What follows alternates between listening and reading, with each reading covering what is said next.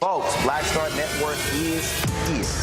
Hold no punches! I'm real revolutionary right now. Black power. Support this man, Black Media. He makes sure that our stories are told. Thank you for being the voice of Black America, Roland. Stay black. I love y'all. All momentum we have now, we have to keep this going. The video looks phenomenal. See, this difference between Black Star Network and black-owned media and something like CNN. You can't be black-owned media and be scared. It's time to be smart. Bring your eyeballs home. You dig?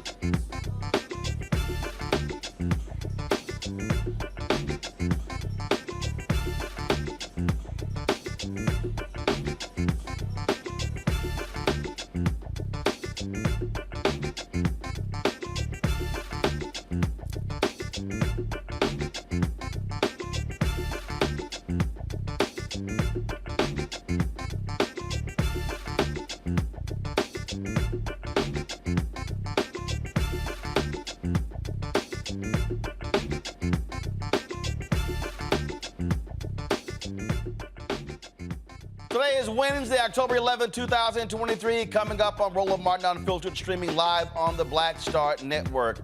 Hamas militants attack Israeli by air, sea, and ground. And now Israel is responding. We'll talk about the devastation in the Middle East that has caused more than 2,000 deaths on both sides. And national security expert Dr. Noah Haynes is here to make sense of this war. A Florida NAACP chapter is demanding the Tampa police take accountability for misconduct by its officers. Two videos have surfaced showing one officer taunting black residents and another choking a man during an arrest. We'll be joined by the president of the NAACP Hillsborough County branch. Thousands of Virginia voters have been purged from the voter rolls. Democrats are demanding the Department of Justice investigate. We'll be joined by Virginia House Democratic leader Don Scott on this issue. Vice President Kamala Harris's Fight for Our Freedoms college tour to the College of Charleston. We will have some of that for you. Also, I'm going to break down the continuing stories about why national media keeps saying Kamala Harris is a problem and really what is going on here. Plus, we're paying tribute to one of the three surviving descendants of the Tulsa Race Massacre, Uncle Red. He has passed away at the age of 102. It is time to bring the funk. I'm Roland Martin Unfiltered on the Black Star Network. Let's go. He's got it. Whatever the miss, he's on it. Whatever it is, he's got the scoop, the fact, the find. And when it breaks, he's right on time and it's rolling. Best believe he's knowing. Putting it down from sports to news to politics. With entertainment just for kicks, he's rolling. It's Uncle Roro, y'all. It's Roland Martin, yeah. Rolling with Roland now. He's funk, he's fresh, he's real, the best, you know he's Roland Martin now.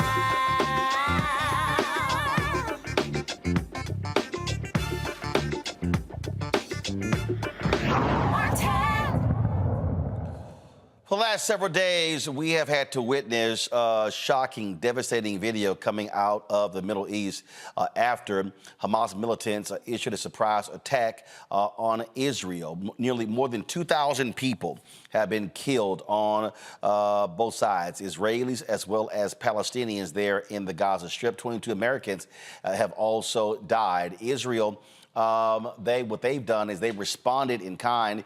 They have banned electricity, water, and other items coming into the Gaza Strip. Other countries are enforcing a blockade as well. They are attacking and going after many of the Hamas strongholds there in the Gaza Strip. Prime Minister Benjamin Netanyahu and National Unity Party leader Benny Gantz says the government will not pass any laws or make any decisions that do not concern the conduct of war. Now, President Joe Biden, he, of course, has also been speaking out. He spoke again today, making it clear that the United States stands strongly and firmly with Israel. This has led to a lot of back and forth on Capitol Hill. You also have members of both parties talking about what needs to be done to actually provide additional resources to Israel in this battle. So many different things have been going on. You've had various universities. Various students at the university has been issuing statements. Some of them highly critical. You've got folks who've also been criticizing. They've been criticizing members of Congress. Folks are making decisions. Do they stand with Israel? Do they stand with the Palestinians? You've got critics of Black Lives Matter Chicago for what they've been posting. And so we've just seen, again, a significant number of folks speaking on both sides, multiple sides of this issue. It has led to a lot of consternation as we're seeing again as these bodies are being pulled out of the rubble. We're seeing reports, and unfortunately, a lot of disinformation on social media as well, trying to understand exactly what is going on, over there as we speak. Here's President Biden speaking a little bit earlier. Give me 1 second, all right, folks. Let me just pull this. Let me just pull this up. Here we go. I mean, I've been doing this a long time. I never really thought that I would see and have confirmed pictures of terrorists beheading children. I never thought I'd ever. Anyway, but there are countries in the region that are trying to be of some help, including Arab nations that are trying to be of some help. So, Doug Emhoff, who is, of course, the second gentleman who is married to Vice President Kamala Harris, he is also Jewish. He also spoke today. Here's what he had to say. You're all hurting. The entire Jewish community is hurting. I'm hurting. We grieve with you. We stand with you. But thank God we have the steady leadership of Joe Biden and Kamala Harris during this unthinkable time in our history. Their moral compass, their calm, their empathy are what we need in this time of crisis.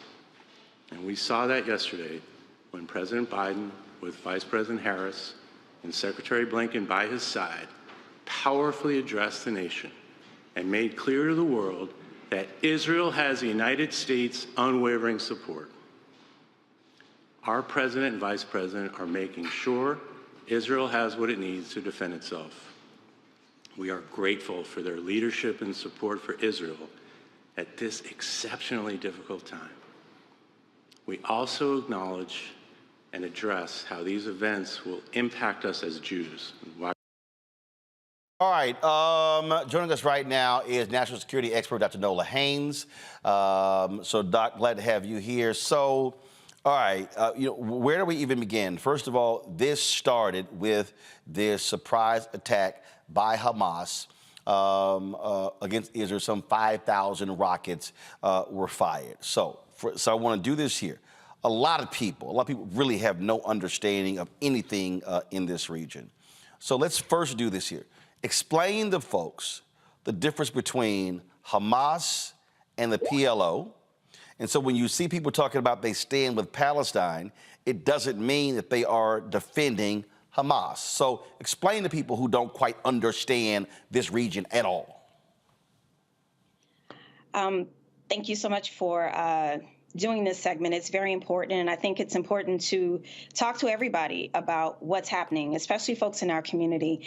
And that is a great starting point. You know, we can go all the way back to 1948 when the State of Israel was even founded. This is how far this goes back. It goes all the way back there. And there are different times in the 60s and the 70s where you had different skirmishes. There was the 6-Day War in 1967. 1972. There are so many instances that you can point to, but nothing quite like this on this scale. So in 2006, Hamas came into power in Gaza.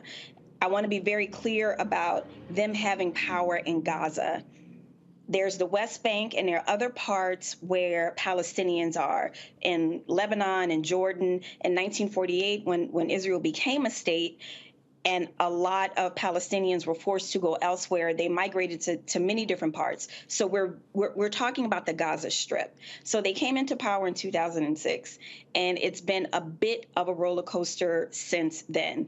They ousted the Fatah party that was there, and then also the PLO. And Hamas got started with Egypt's Brotherhood, which was kind of an organization that dates I forget exactly when they came into power, but it was a pretty powerful organization. But then they broke off and then they became Hamas. So they've had a presence, I would say, probably since the 80s, and they slowly gained power.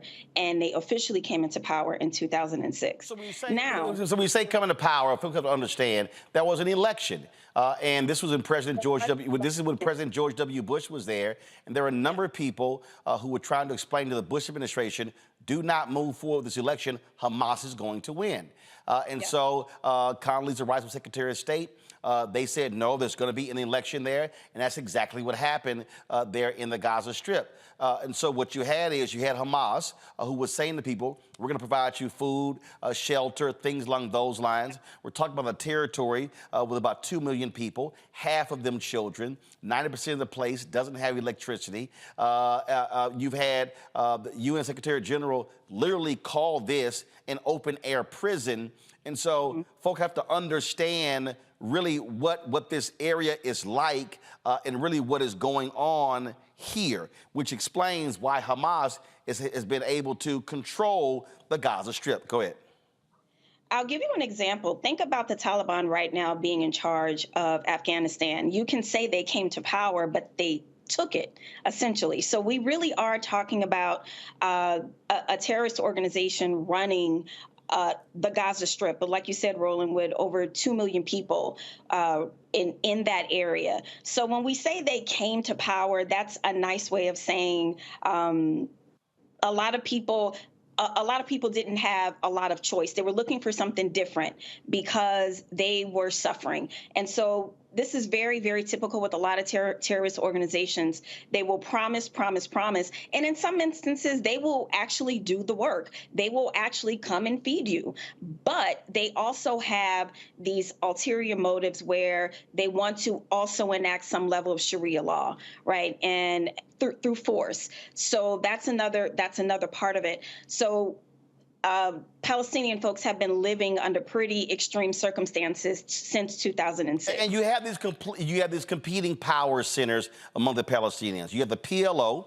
Yasser Arafat was their leader for a very long time, and they were the traditional group. You've got Hamas, which some may call the militant wing, and so you have folks at odds. Now we're seeing stories out of Israel saying that Netanyahu wanted to isolate the PLO, and then support being driven to Hamas to be able to then, frankly, crush both.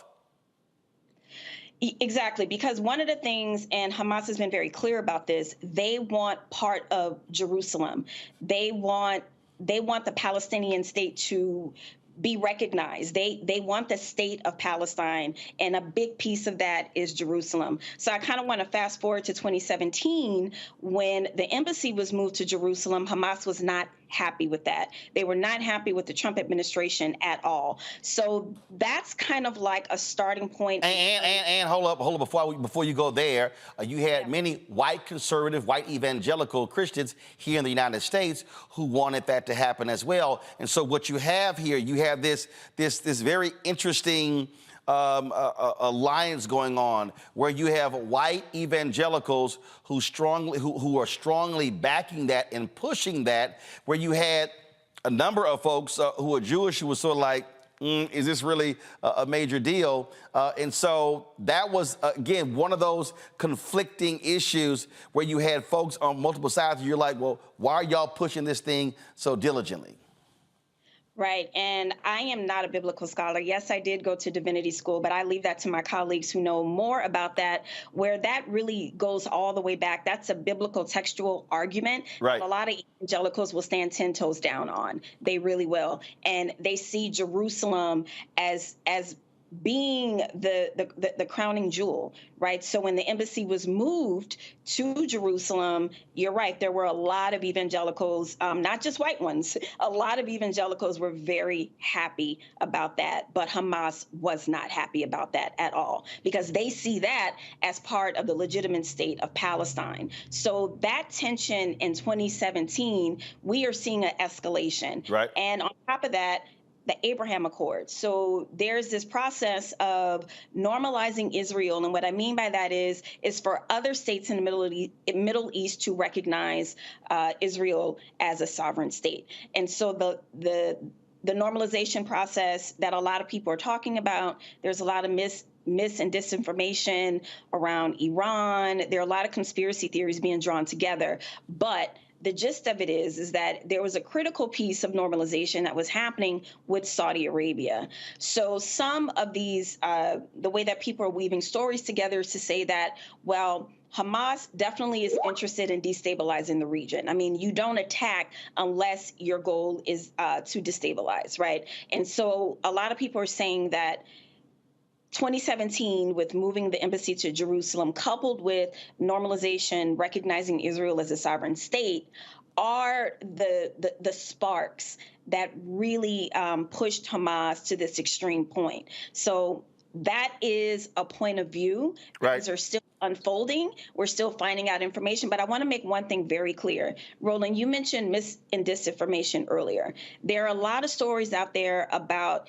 Iran having direct involvement in helping this happen. We do not have evidence of that. First and foremost. Right. Hold on one second, because the reason I want to really hit that point. First of all, I'm going to go to a break. We come back. I want to deal with that. Because when President Biden spoke yesterday, he was attacked by a lot of right-wing folks. He didn't mention Iran. They were behind this. These are the same people who were yelling Iraq had weapons of mass destruction.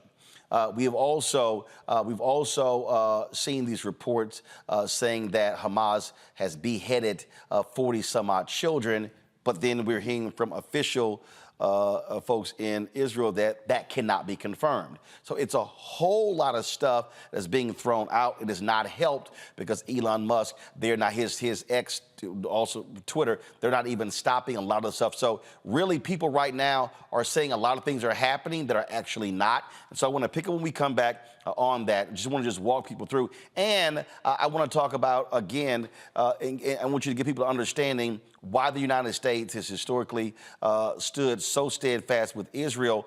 And then we're going to also get into why do you have this relationship, this alliance, if you will, between a lot of African Americans and the Palestinians. And so people need to understand there's a whole lot of things here at play. Geopolitics, American politics, yes, oppression, racism, you name it, all these things are happening. And right now, so many people are now being sort of pushed into a corner where people are saying, all right, who are you with? It's either Israel or the Palestinians. You can't be for both. And you've got celebrities who are getting in trouble. You got people, universities. It's all members of Congress. It's all sorts of drama that's being laid out. And so we just want to unpack some people so our folks have the accurate, proper information. So Nola, hold tight 1 second, folks. We'll be right back on Roland Martin Unfiltered right here on the Black Star Network. When you talk about blackness and what happens in black culture, we're about covering these things that matter to us, speaking to our issues and concerns. This is a genuine people-powered movement. There's a lot of stuff that we're not getting. You get it, and you spread the word. We wish to plead our own cause. Too long have others spoken for us. We cannot tell our own story if we can't pay for it. This is about covering us. Invest in black-owned media. Your dollars matter. We don't have to keep asking them to cover our stuff. So please support us in what we do, folks. We want to hit 2,000 people, $50 this month, raise $100,000. We're behind 100,000, so we want to hit that. Your money makes this possible. Checks and money orders go to P.O. Box 57196, Washington, D.C. 20037-0196. The Cash App is $RM Unfiltered. PayPal is R Martin Unfiltered. Venmo is RM Unfiltered. Zelle is Roland at RolandSMartin.com. Pull up a chair. Take your seat. The Black Tape with me, Dr. Greg Carr, here on the Black Star Network. Every week, we'll take a deeper dive into the world we're living in. Join the conversation only on the Black Star Network. I'm Farajii Muhammad, live from LA. And this is The Culture. The Culture is a two-way conversation. You and me. We talk about the stories, politics, the good, the bad, and the downright ugly. So join our community every day at 3 p.m. Eastern and let your voice be heard. Hey, we're all in this together. So let's talk about it and see what kind of trouble we can get into. It's The Culture, weekdays at 3, only on the Black Star Network. Me, Sherry Shepard, and you know what you're watching, Roland Martin Unfiltered.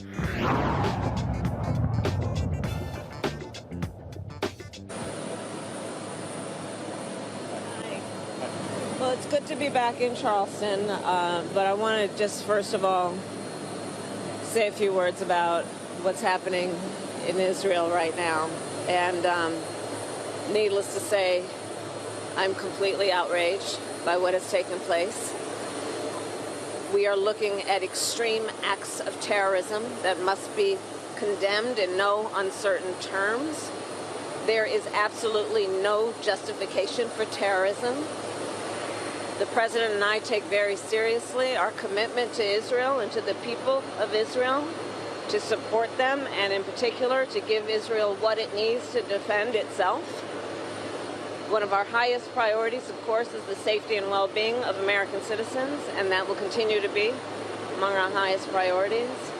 It is also critically important that as we have been, we will stay in constant communication and contact with our allies, with our Israeli partners, with members of Congress, as we have been doing in these last few days. In fact, this morning, I was on a call that the President was on with Prime Minister Netanyahu, which is now one of many calls that have taken place, to restate our commitment that is unwavering to stand with Israel and the Israeli people. So thank you. All right, that was Vice President Kamala Harris today. We go back to our guest, Dr. Nola Haynes, national security expert. Nola, for people who don't understand the relationship between the United States and Israel, very close, we send Israel billions of dollars annually. Yeah. This relationship goes all the way back to 1948. We were the first country to recognize Israel as a state. They are our security partner and ally. They believe in democratic values, and a relationship is very, very strong. And when you say our security partner, folks have to understand, we rely on Israel and the relationship and intelligence when it comes to many of those other countries in the Middle East that don't have democracies, and that, and for many of them, they have been enemies of Israel. And vice versa. Absolutely. Yeah, absolutely. And a part of it, a large part of it is a new-ish state. And what I mean by that is the Middle East is very, very old. History means a great deal in the Middle East. There's this saying that the Middle East never forgets, that it knows its history. So you have a newly formed state where Palestinians believe is their land, like Native Americans here believe that much of this country, if not all, belongs to them. It is something very similar. So you have this new state forming, and then you have the United States that is coming off of winning World War II and pretty much destroying two countries in Japan. You have this new emerging superpower backing Israel. So who's going to go up against that country? And again, what you had here was you had a country that was created because you had European Jews who were being killed in Germany, and so it was the creation, frankly, of their own country, a homeland for them. And then you have Palestinians who are saying, "Wait a minute, you're taking our homeland, our land, to create a land for them." And then again, you had Jewish, Muslim. Now all of a sudden, you've got the back and forth, and that literally has been the battle. Whose land is it? Who owns it? And then when you throw in those white conservatives, the white evangelicals, their whole deal is, wait a minute, that land originally belonged to Israel. And so you've got all of these conflicting things going. And so the United States has been trying to pursue this two-state solution. President Jimmy Carter, every American president has been trying to actually negotiate that for the longest. And some say we came very close at times, but the reality is you still have two folks who are at odds over the same territory. Exactly. It's really simple as it's history, stupid, right? It's one of those moments. Again, history means a great deal in the Middle East, and hundreds of thousands of Palestinians were displaced from their homeland. And Jerusalem is such a huge piece to this narrative, and that really is the crowning jewel for both Israel and for Palestinians, right? So it's the crowning jewel for Christians, for Jews, and for Muslims. So that part of the world, that specific place holds sway for various reasons for different Abrahamic religious groups. So there's that part. I cannot state that any more clearly, how theology and religion is wrapped up into this and how it gets warped and how it gets used and weaponized. So that's one part of it. And let me say this here, because I love when these idiots think I'm not following what they're saying. Spawns like, oh, Roland's trying to play it safe. No, it's called facts. So the problem is, it's a whole bunch of people out here who are black, who are white, or whatever, who actually have no idea what the hell they're talking about. They have no understanding of this region, no understanding of the history, don't understand how we even got to this point. They can't tell you the difference between Hamas and Hezbollah or any of those things. And so, yeah, what we're not going to do is we're not going to sit here and go through hysterics. We're going to actually give folks critical information. Now, to that particular point, before we went to the break, you said there's been no confirmation that Iran has been involved in this. The Wall Street Journal had a story that dropped a couple of days ago, crediting sources as saying that Iran helped Hamas plan this. But Israeli intelligence and American intelligence have not been able to confirm this. And that story dropped, and then what happened? Folks ran with it. It was like, oh, there you go, Iran was involved. See, I don't like people who instigate and play with fire and then try to hide their hands, because this is serious. You know, we're not playing around here. You know, you come out with allegations like that, you need to have evidence to back it up. So what I know is there is no evidence yet to confirm that. Now, with that said, does that mean that Iran has not been complicit in terms of, you know, funding terrorist activities, partnering with Hamas? I'm not saying that. Regarding this specific situation, there is no evidence. And then another story that is out there that is also disinformation so far is about Hezbollah in Lebanon. There's a story that's... Hold on. Before you even go there, again, for folk who are clueless, who don't know, what is Hezbollah? Hezbollah is another Hamas-like organization out of Lebanon. You know, I want to say this, Roland. I've studied terrorism for a very long time. And one of the things that has been swirling around, a question over the last couple years, you know, has terrorism retreated, or do we still need to worry about it? Well, what happened a few days ago, clearly we still need to worry about it, right? And so I was one of the people out there saying terrorism has not gone away, but I was looking more at Afghanistan and Western Africa. And I will admit, you know, this Hamas strike has definitely taken everyone by surprise. But because Hamas has done what it's done, and they have had different partnerships with different terrorist organizations in the region, people are also bringing Hezbollah and Lebanon into the mix too. I'm glad you said that, because there was a lot of criticism of U.S. Officials by saying, hey, the Middle East is quiet. It has been. I mean, really, what you heard a lot in the Middle East were the protests in Israel when it came to Netanyahu trying to change the judiciary there. You had massive protests happening there. For the longest, it was quiet. So the reason this has blown folks away, because it seemingly came out of nowhere, and then you've had Israeli and American intelligence officials say they didn't even see this coming. You know, it reminds me of the beginning of Russia-Ukraine, and people said that it kind of came out of nowhere, although we had very good intelligence saying that it was going to happen. My analysis of that is, I think in many ways we stopped paying attention. You know, we stopped listening. And when you think so, because it wasn't hot button, because it wasn't on fire, it was like, oh, we're all good, everything's cool.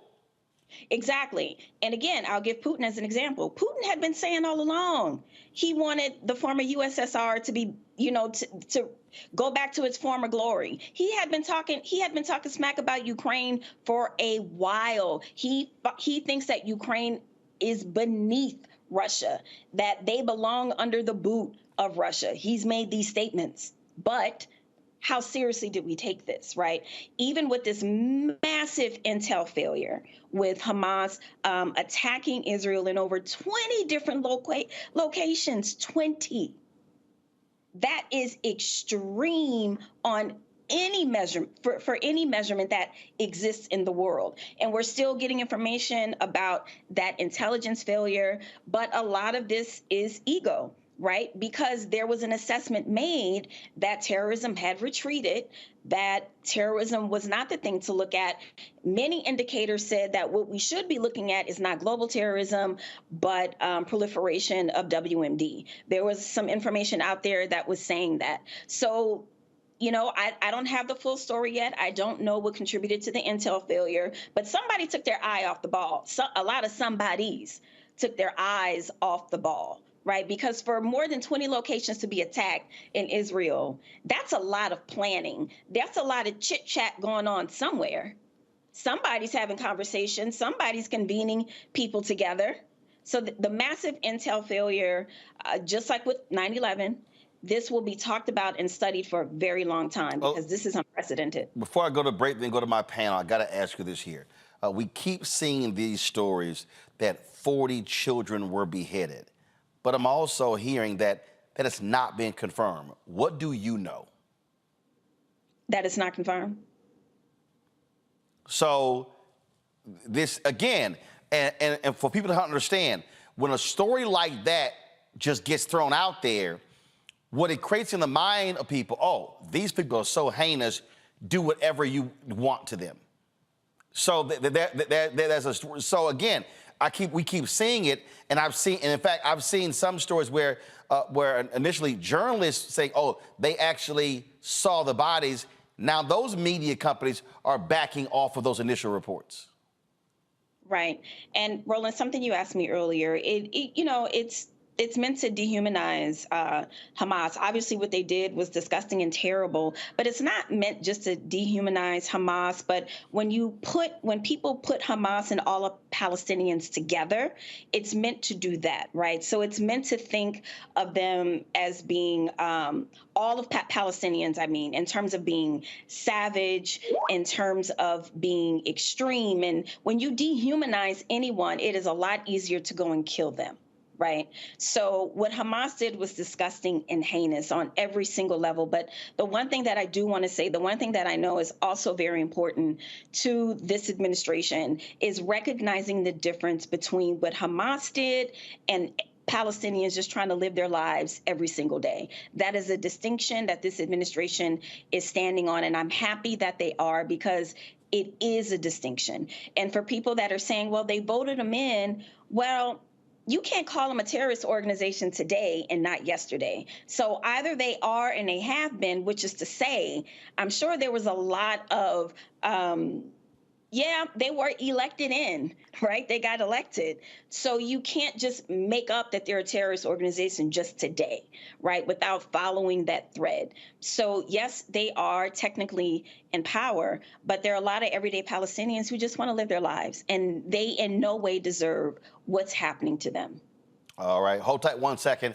I got to go to break. We come back. More of Dr. Nola Haynes, plus our panel as well. You're watching Roland Martin Unfiltered right here on the Black Star Network. Don't forget, if you're watching on YouTube, hit the like button. Same thing you're watching on our OTT app. Support us in what we do. Send your check and money orders to P.O. Box 57196, Washington, D.C., 20037-0196. Cash App, $RM Unfiltered. PayPal, R Martin Unfiltered. Venmo is RM Unfiltered. Zelle, Roland at RolandSMartin.com. Roland at RolandMartinUnfiltered.com. And be sure, of course, download the Black Star Network app, Apple phone, Android phone, Apple TV, Android TV, Roku, Amazon Fire TV, Xbox One, Samsung Smart TV. And be sure to get a copy of my book, White Fear, How the Browning of America is Making White Folks Lose Their Minds, available at bookstores nationwide. Download the audio version on Audible. We'll be right back. Hatred on the streets, a horrific scene, a white nationalist rally that descended into deadly violence. White people are losing their damn minds. As an angry pro-Trump mob storms the U.S. Capitol, we've seen shooting. We're about to see the rise of what I call white minority resistance.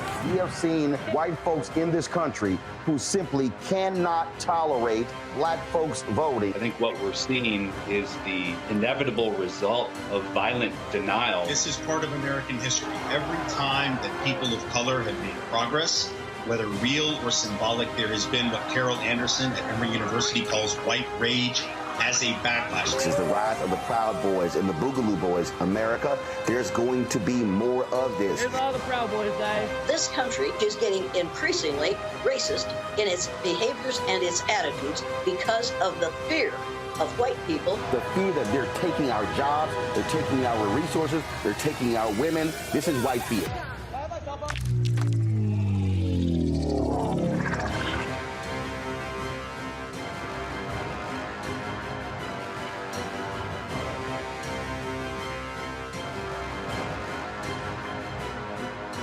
On the next Get Wealthy with me, Deborah Owens, America's Wealth Coach, you're going to learn about the silver tsunami, which means that 1 million people are turning 65 every day and they're going to need some kind of care. You're going to meet two sisters whose situation with their own family led them to start a business in this industry, and now they're showing others. This is our passion, our mission, our purpose, our ministry. That's right here on Get Wealthy, only on Black Star Network. Hello, I'm Paula J. Parker, truly proud on the Proud Family. I am Tommy Davidson. I play Oscar on Proud Family, Louder and Proud. Hi, I'm Jo Marie Payton, voice of Sugar Mama on Disney's Louder and Prouder, Disney Plus. And I'm with Roland Martin on Unfiltered.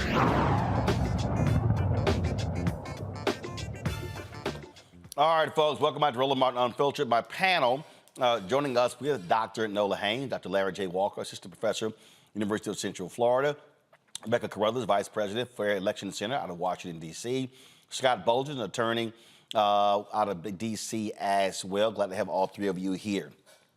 It has been a whole lot of discussion, Larry, everywhere about how people are responding. You got celebrities and organizations and people issuing statements, and who do you stand with? You're standing with Israel or standing with the Palestinians. You got people who are saying, how dare you not condemn Hamas? How dare you not condemn Israel? A lot of people have been talking about this here. Black Lives Matter Chicago posted this, and this was, of course, this image right here. I stand with Palestine. That is all. That is it. And of course, people were very critical because some of the Hamas folks who flew in to a concert there flew in as paragliders. So folks have found this to be extremely insensitive. They've been blasting them. Then you had the people who have been saying, well, this represents, all of Black Lives Matter. Well, that's not true, because the Black Lives Matter grassroots folks issued their own statement. The Black Lives Matter Global Network, go to my iPad, where they said that BLM Chicago is not affiliated with Black Lives Matter Global Network. And this is one of the things that happens, Larry, when, and this is one of the problems that Black Lives Matter has had, people, again, who carry the name BLM Chicago, but they're not actually part of the group. It's sort of like having a group calling themselves the NAACP chapter. They're not tied to the actual NAACP. The people are blasting the entire Black Lives Matter movement. You've got universities where you got students that are releasing statements as part of organizations. Then you got folks like Bill Ackman, the billionaire, saying, oh, let's out all of these students so we don't hire them. And so you got a lot of people, Larry, who are like, you know what? I'm not going to say a damn thing because, frankly, if I take any position, it ain't helping me. Yeah, you make some excellent points. First of all, I'm glad you had Dr. Haynes on. I follow on Twitter, so she's provided some really excellent analysis on a very complex issue. And look, Roland, I worked on a number of issues relating to Israel, other foreign affairs issues when I worked on Capitol Hill. And as you, in your previous conversation, highlights, this is a very complex issue. And I think when it comes to the age of social media, there's a lesson a lot of people haven't learned, and it's that you can just remain silent. Not everyone has the expertise to talk about complex foreign affairs issues. And as you talked about, some universities have posted comments, obviously a lot of policymakers and celebrities, et cetera. And in some cases, many cases, those individuals just stay silent because they don't have an understanding of the complex issue, as Dr. Haynes just talked about the last several decades. But also, like I said, you can go further back than that to talk about these issues that relating to the region. The other thing I want to talk about, Roland, you mentioned is BLM in Chicago. Once again, this idea of to remain silent and just kind of when you're not an expert, when this is not your area or expertise, just to stay out of it and let those who study these issues relating to foreign affairs and understand the Middle East, to let them have a general conversation about what's going on. The other thing I want to highlight, Roland, as it relates to BMLA and Chicago and that statement they put out, it feeds the flame of right-wingers and those who are anti-Black to once again give one example of an entity who puts out a statement on social media to highlight why Black Lives Matter, the organization itself doesn't matter, and obviously trying to assert that they want to affiliate themselves with terrorism, which we know is not accurate. But overall, once again, this issue is relating to what's happening in Israel right now. It's a complex issue, and it needs context. And that's why I'm so happy that you had Dr. Haynes on, because members of the Black community, in particular on social media, are talking about this issue, and a lot of folks have no idea what they're talking about. But the thing here, Rebecca, is that there are people who have been highly critical of Israel and their treatment of the Palestinian people. You have folks who say, guess what? They have a right to fight back. Jimmy Carter wrote a book calling what Israel is doing to the Palestinians, calling it apartheid. A lot of people took offense to that as well. You have significant emotions. But I think if you strip all of that away, here is, for me, how you look at it. Death is death. And so Hamas attacks Israel. People at a concert, you see the stories of them storming kibbutz, killing people in their homes, the videos that are being taken. And then, of course, how Israel responds, killing Palestinians. Right now, more than 2,300 people are dead. I wouldn't be celebrating anybody or anything. Death is death. This is pain. This is suffering. And family members are having to deal with this, whether you are Palestinian or Israeli. What we're watching is simply unattainable. There's so much that's happening so fast. There's so much misinformation. There's disinformation. And just to remind your viewers, this is one of the most highly concentrated areas on the planet, the most population-wise dense. Something else that's also an issue is that there currently isn't an ambassador to Israel from the United States. So that also hinders us from having an adequate response and actually having that information gathering that's so important, especially in the first few days of this conflict. The other issue, taking a step back and watching this, is it is disheartening as I'm listening to U.S. officials talk about what's happening. I'm waiting to hear about the talk about peace. How do we back up? How do we move away from the precipice that we're currently at, where the whole region can devolve into further negative consequences? How do we actually just slow down, let tempers go back down in order to figure out what is the solution? What are the constructive things that can happen next? And so what I'm concerned is that in the U.S., we're playing politics with this issue, with, like you said, there are so many innocent people on all sides who are being unjudiciously murdered, slaughtered, killed, reports of raping, reports of all sorts of atrocities. And I think all of us need to take a step back, let this cool down just a moment so we can figure out what is the peaceful way forward, because what's happening now is not sustainable. Regardless of how people feel the response should be, we can't do this for the next week, the next months, the next years. We have to figure out a way forward. But the reality, Scott, that is Israel has made it perfectly clear. They are going to destroy anybody tied to Hamas, and that is actually happening. And they're leveling in any building where Hamas may be in. Yeah, with the U.S., without the U.S., so in spite of the U.S., they're going to go in and turn Gaza to rubble. And, you're right, death is death. Let me just say this, though, because I follow NOLA also. Hamas is not Palestine. Hamas is not Palestinians. And we keep lumping them together. Well, the media does, and even politicians do. And I say that because then that leads to this question. I understand, never again, that Israel uses, and this is one of those never again moments in 2023, but we got to be strategic and surgical when you turn Gaza to rubble. You have innocent people there. You have women and children there. You have hostages there. How do they get out? You got to go in and find them if you can, but you've got to give them the pathway out. There are 3 ways out of Gaza, and I believe Israel has shut down 2 of those 3. And if they have, there's only one way. You've got to give those people time to get out if you're going to turn it to rubble. If you don't, you are doing, if you go in indiscriminately and say to hell with everyone and everybody, then you're just repeating this cycle of violence. I understand that Israel is going to do what they're going to do, right? And emotionally, I don't blame them. But in the end, once we turn Gaza to rubble, where do we go from there? And you see, this dialogue now is about revenge. Got it. But as soon as you get through that, right, and we honor the dead and we mourn the dead, we still got a big-ass problem in the Middle East. And maybe this triggers some type of resolution. But I got to tell you, there's a lot of violence on both sides. And you can't resolve or settle a conflict as long as bombs are being dropped on all sides. And so the other thing is, we got to, if you're critical of Israel in the U.S., right, they label you anti-Semitic.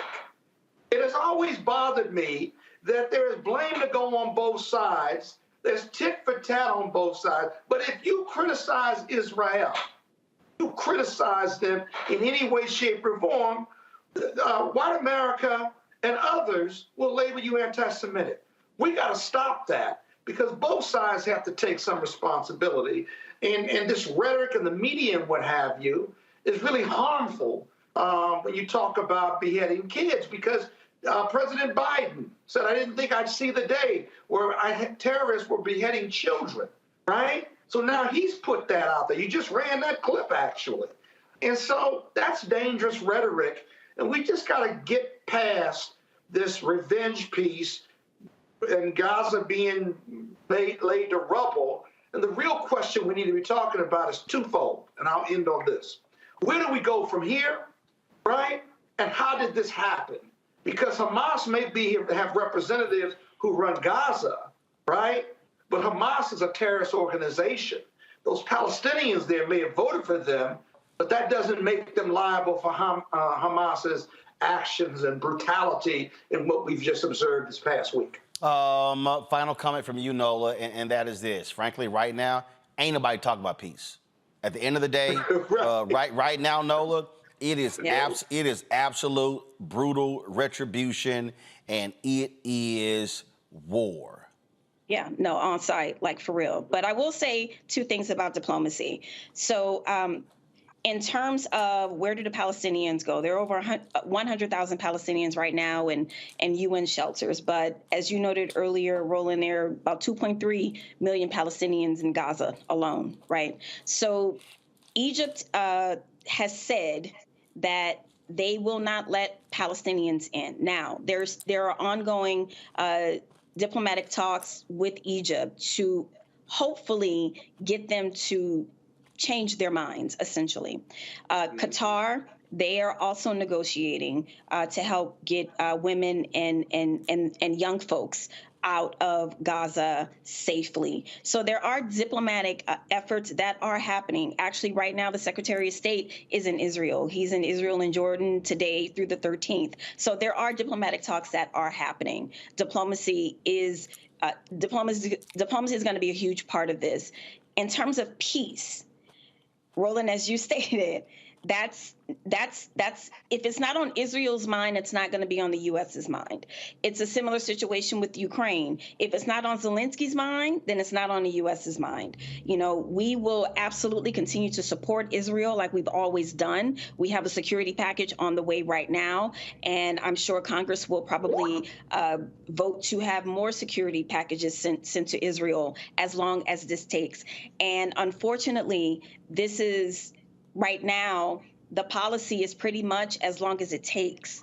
So I know that that can sound disheartening. And in the world that I exist in, arms control and international security, the level of idealism exists in the diplomacy space. And because the U.S. is not directly involved in either war, it's up to what Israel wants to do and whatever Ukraine wants to do. And that really is the truth of it. As soon as there's a moment turning towards peace, you best believe that there will be people all over that, because people are already thinking about it. They're writing policies around it. There are people who are wanting peace and who are thinking about peace.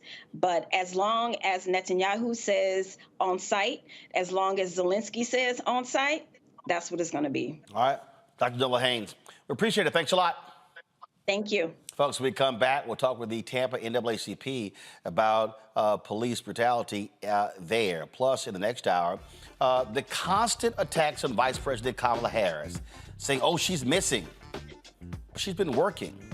I'm going to unpack and deconstruct really what is at play here. You're watching Roland Martin Unfiltered right here on the Black Star Network.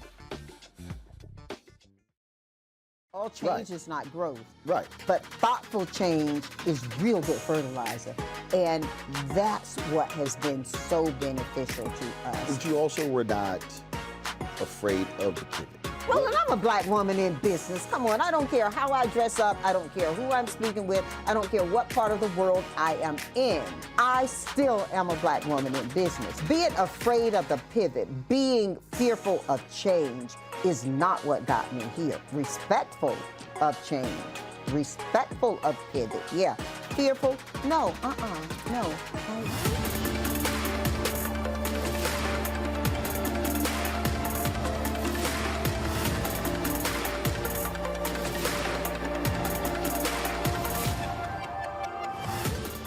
On a next, A Balanced Life with me, Dr. Jackie, we meet Ricky Fairley. She was given a death sentence by her doctor 11 years ago. But for Ricky, giving up was not an option. She declared war on her disease, turned her entire life upside down, and won the battle. I know that God left me here to do this work. And when you talk about faith, faith is what got me through. I mean, I had to relinquish my faith and give my life to God and say, okay, God, what have you got for me? And He gave me my purpose. And that's why I'm here. Her amazing story of strength, balance, and survival here on A Balanced Life with Dr. Jackie on Black Star Network.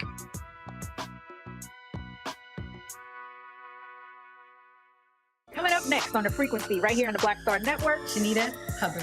We're talking about the ride or die chick. We're breaking it down. The stereotype of the strong black woman. Some of us are operating with it as if it's a badge of honor. Like you even hear black women like aspiring to be this ride or die chick, aspiring to be this strong black woman trope at their own expense. Next on The Frequency, right here on the Black Star Network. Hey, what's up? It's Sammy Roman. Hey, it's John Murray, the executive producer of the new Sherry Shepherd Talk Show. It's me, Sherry Shepherd, and you know what you're watching, Roland Martin Unfiltered.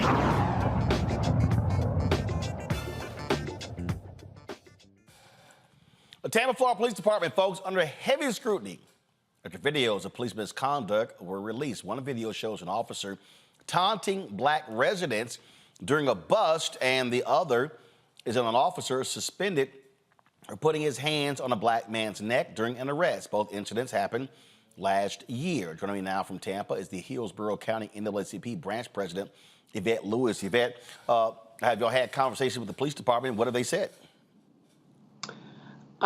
Basically, with the first incident, a veteran police officer that has been there for 10 years, they said that he was just having a bad day, the police officer was. He was having a bad day. This is coming from a person with a badge and a gun where somebody could end up being killed. That is correct. And that came from the chief of police here.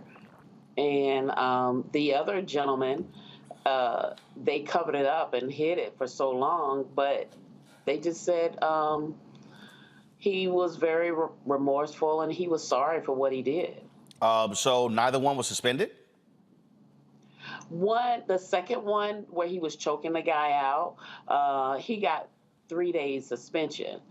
But that's it. So let me tell you, these incidents, like you said, Roland, happened last year.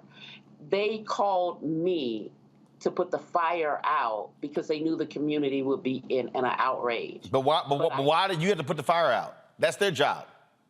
Thank you. So, and I refuse to accept the explanation that they gave, which was one was having a bad day, and the other one, it was a good arrest, and so therefore everything was good.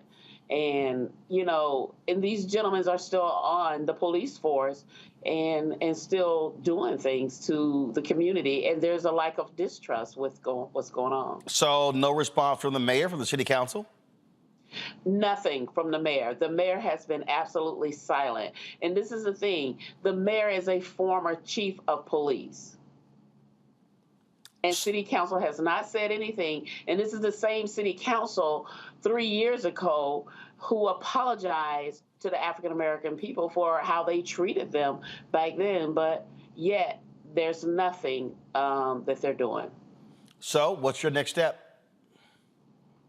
The next step is definitely reaching out to the Department of Justice to look into this matter, to see what is going on, because this police department has a history of biking while black, arresting people for riding a bicycle, and renting while black, arresting people and evicting people out just for a simple arrest or something that a police was called out to. So I have definitely reached out to the Department of Justice to investigate this police officer, the police department, for what they're doing.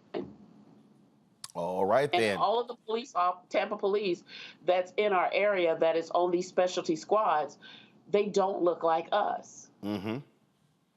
All right. Well, Yvette, certainly keep us abreast of what happens next. Hopefully you're going to get some answers from the elected officials there in Tampa. Thank you. I hope to as also well. All right. Thanks a bunch. Folks, we come back with voting purges in Virginia. More than 10,000 folks knocked off the rolls. What's going on? We'll talk with the House Democratic leader. We'll also talk about the constant, now 3 years, of stories saying Vice President Kamala Harris, she's awful, she's not ready. What's really going on here? I'm going to deconstruct that thing for you so you can understand what is happening. You're watching Roll, and plus, we'll also be remembering one of the last three descendants, the survivors of the Tulsa race massacre. He passed away at the age of 102. We'll remember Uncle Red. You're watching Roland Martin Unfiltered on the Black Star Network.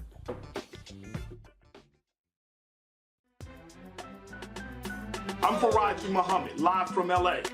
And this is The Culture. The Culture is a two-way conversation. You and me. We talk about the stories, politics, the good, the bad, and the downright ugly. So join our community every day at 3 p.m. Eastern and let your voice be heard. Hey, we're all in this together. So let's talk about it and see what kind of trouble we can get into. It's The Culture, weekdays at 3, only on the Black Star Network. On the next Get Wealthy with me, Deborah Owens, America's Wealth Coach, you're going to learn about the silver tsunami, which means that 1 million people are turning 65 every day, and they're going to need some kind of care. You're going to meet two sisters whose situation with their own family led them to start a business in this industry, and now they're showing others. This is our passion, our mission, our purpose, our ministry. That's right here on Get Wealthy, only on Black Star Network. All change is not growth. Right. But thoughtful change is real good fertilizer. And that's what has been so beneficial to us. But you also were not afraid of the pivot. Well, and I'm a black woman in business. Come on, I don't care how I dress up. I don't care who I'm speaking with. I don't care what part of the world I am in. I still am a black woman in business. Being afraid of the pivot, being fearful of change is not what got me here. Respectful of change, respectful of pivot, yeah. Fearful, no, no.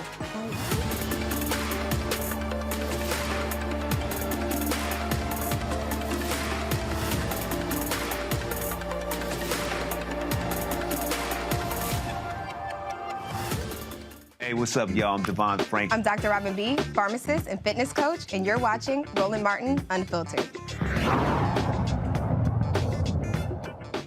Early voting is underway in Virginia, but more than 10,000 Virginians were removed from the state's voter rolls because they were incorrectly listed as felons. Now there are calls for the Department of Justice to investigate. Don Scott, as Virginia's House Democratic leader, he joins me to explain how how this happened. So, Delegate Scott, what the hell is the Yuck administration saying?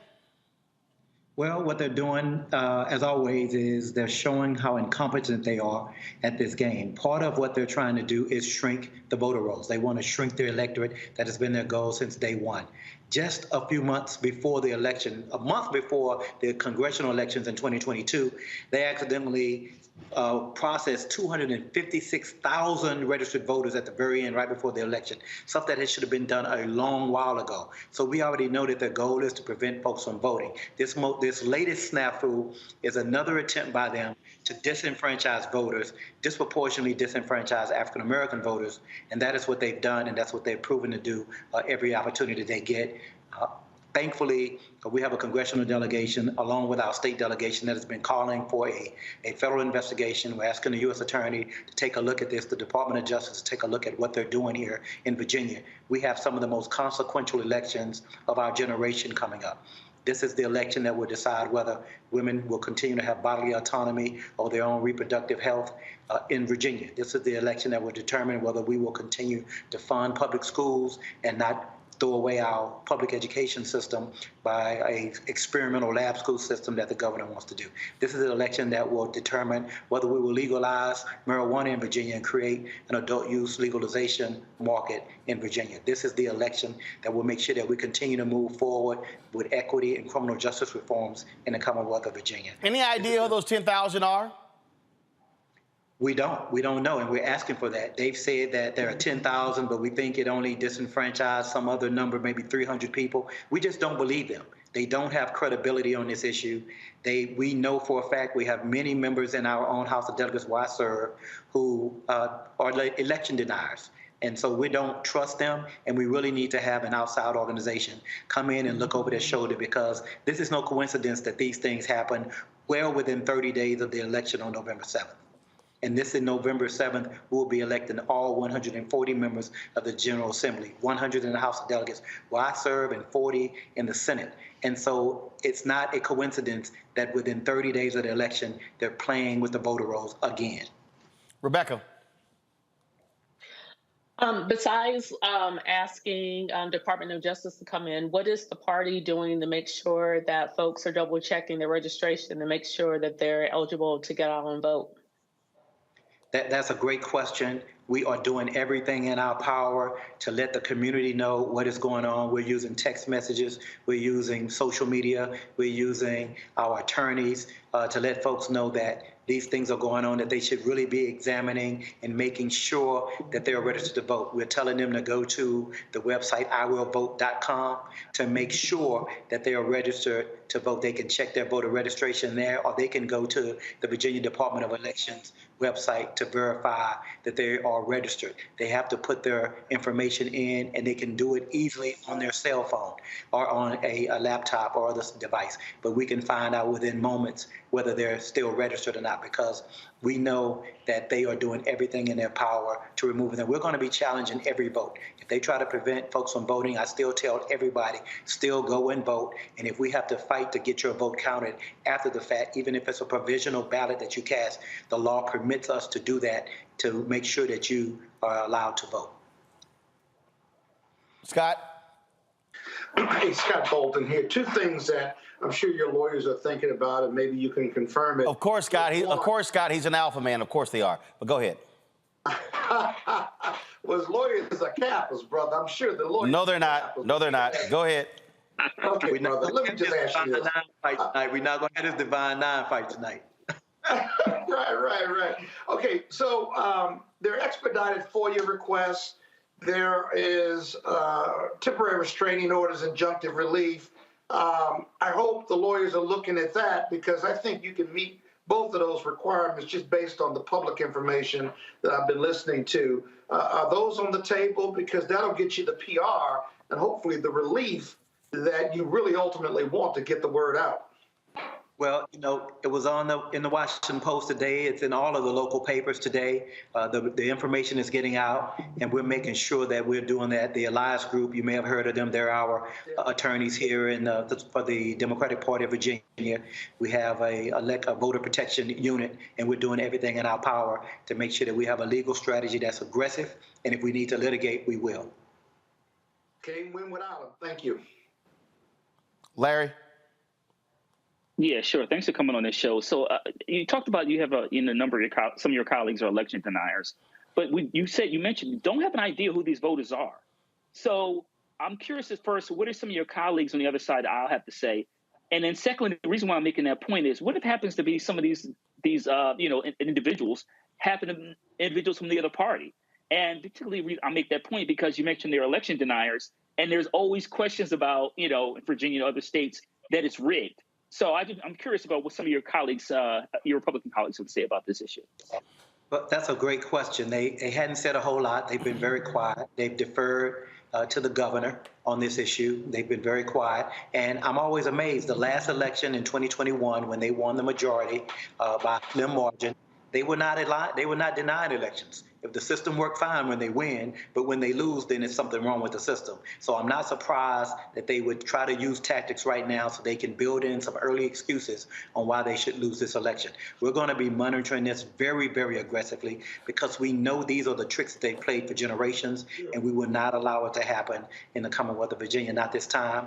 We're on top of it. We're going to continue to monitor it very aggressively. Thank God we have a state delegation and a federal delegation that is asking and monitoring the situation and asking for an aggressive follow-up from the U.S. Attorney. Unfortunately, our Attorney General here, Jason Miyares, hadn't said a word about this. He's a Republican, hadn't said a word about this. He'll investigate anything that has nothing to do with this type of stuff outside of his purview, but he won't look at these issues that affect the rights of the citizens of the Commonwealth of Virginia. All right. And folks, as a reminder, we're going to be in Fredericksburg on Monday, continue our conversation with House Democratic candidates there. It's a community conversation in Fredericksburg. We're going to be right there, Zion Church of Fredericksburg, beginning at 6 p.m. Eastern. Want you to pack the house out. Look forward to seeing all of you there. We, of course, were in Suffolk last night, Virginia Beach on Monday. Again, in Fredericksburg is next week, and then we're going to make our way to Petersburg and also Richmond as well. Delegate Don Scott, I appreciate it. Always good to see a fellow Texas A&M Aggie and Alpha brother on the show, always leading the way, unlike Scott's Kappas. Whatever. All right. Thank y'all. Y'all have a great night, and I appreciate y'all having me on. Let's stay on this game. Let's stay focused. We can win this election. We only have to turn 3 seats, and y'all are now speaking to I will have the opportunity to be the first African American ever to become Speaker in the Commonwealth of Virginia. So thank y'all for having me. All right, let's make it happen. All right, Don, thanks a lot. I appreciate it. All right, folks, don't forget, in Virginia, October 16th, the voter registration deadline to vote in this year's election. Those who register after this date through Election Day can still do so and will vote using a provisional ballot. October 27th is the deadline to apply for an absentee ballot to be mailed to you. Virginians can request an absentee ballot through the mail, fax, or online. November 4th, the last day of early in-person voting, and deadline to apply for an absentee ballot in person. Early in-person voting will end at 5 p.m. and November 6th is the last day a voter can request an emergency absentee ballot. And remember, the election day is on November 7th. All right, folks, when we come back, we're going to talk about early voting in Louisiana. Also, Carly Russell finds out her fate in Alabama over her fake abduction. Why the constant grilling and attacks on Vice President Kamala Harris. And remember, one of the last 3 survivors of the Tulsa Race Massacre who passed away at the age of 102. You're watching Roland Martin Unfiltered on the Black Star Network. Support us in what we do. Join our Bring the Funk fan club. Send your chicken money. Order to P.O. Box 57196, Washington, D.C. 20037-0196. Cash App, $RM Unfiltered. PayPal, R Martin Unfiltered. Venmo is RM Unfiltered. Zelle, Roland at RolandSMartin.com, Roland at RolandMartinUnfiltered.com. Be sure to download the Black Star Network app, Apple phone, Android phone, Apple TV, Android TV, Roku, Amazon Fire TV, Xbox One, Samsung Smart TV. We'll be right back. Pull up a chair, take your seat. The Black Tape with me, Dr. Greg Carr, here on the Black Star Network. Every week, we'll take a deeper dive into the world we're living in. Join the conversation only on the Black Star Network. On A Balanced Life with me, Dr. Jackie, we meet Ricky Fairley. She was given a death sentence by her doctor 11 years ago. But for Ricky, giving up was not an option. She declared war on her disease, turned her entire life upside down, and won the battle. I know that God left me here to do this work. And when you talk about faith, faith is what got me through. I mean, I had to relinquish my faith and give my life to God and say, okay, God, what have you got for me? And He gave me my purpose. And that's why I'm here. Her amazing story of strength, balance, and survival here on A Balanced Life with Dr. Jackie on Black Star Network.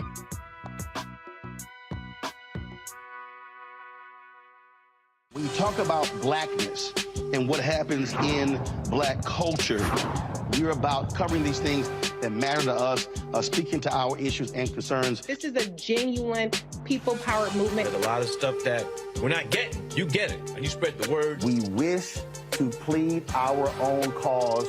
Too long have others spoken for us. We cannot tell our own story if we can't pay for it. This is about covering us. Invest in black-owned media. Your dollars matter.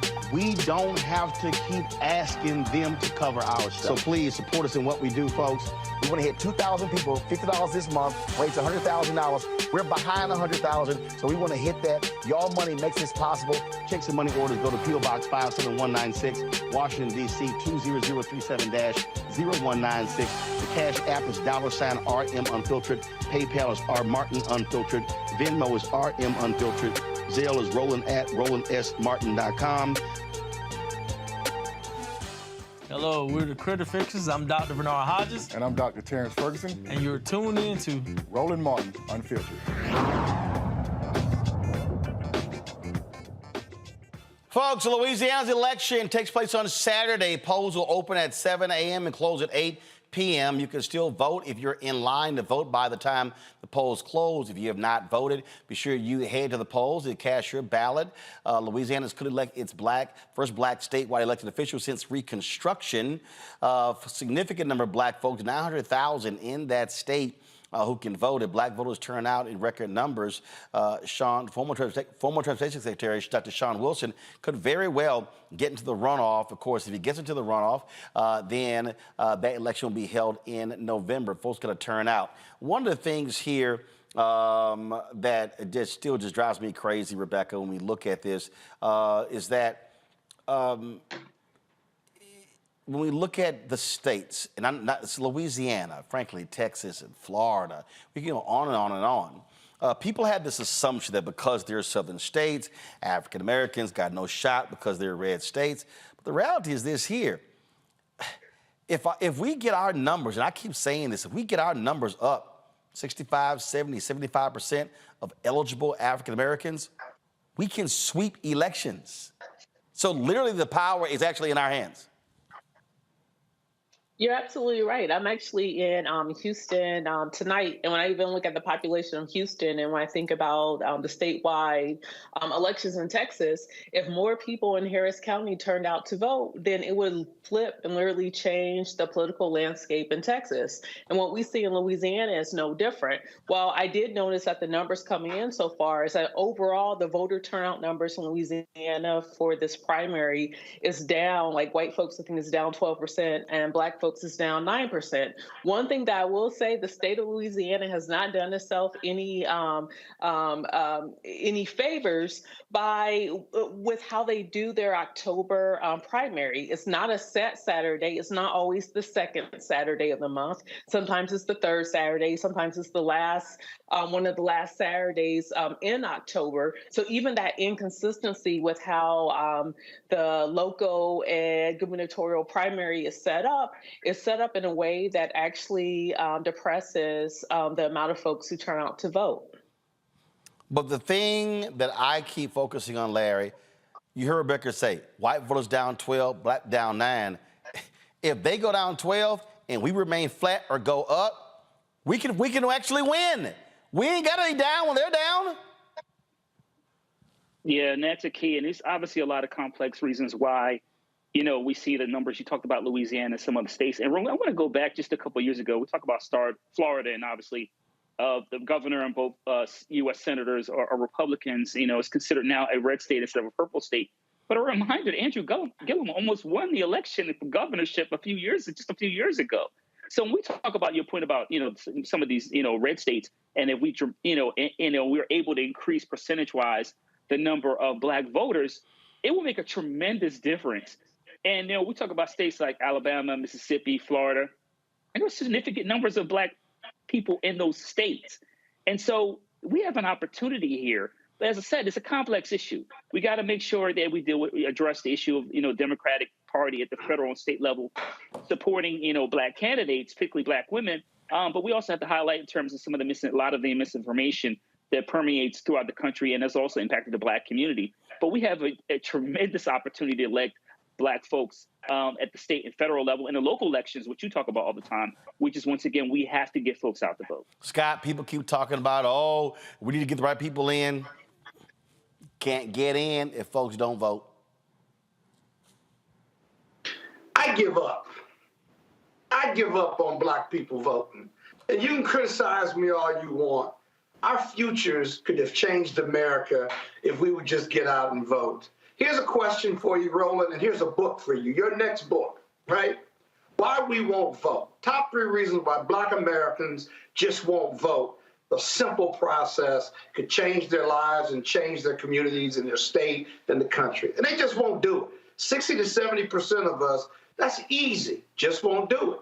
What's your top 3 reasons for why black people won't vote? I think that without a doubt, number one. No, I think number one is if that has not been your way of life and you've seen it growing up, you likely are going to then grow up and say, I don't see that big deal. When I see people, and Rebecca, I think you speak to, when you see people who their parents made this a priority, matter of fact, there's at the National Civil Rights Museum in Memphis, there's a placard there. There's a quote from a young black girl, and it says, all I want for my 18th birthday is a voter registration card.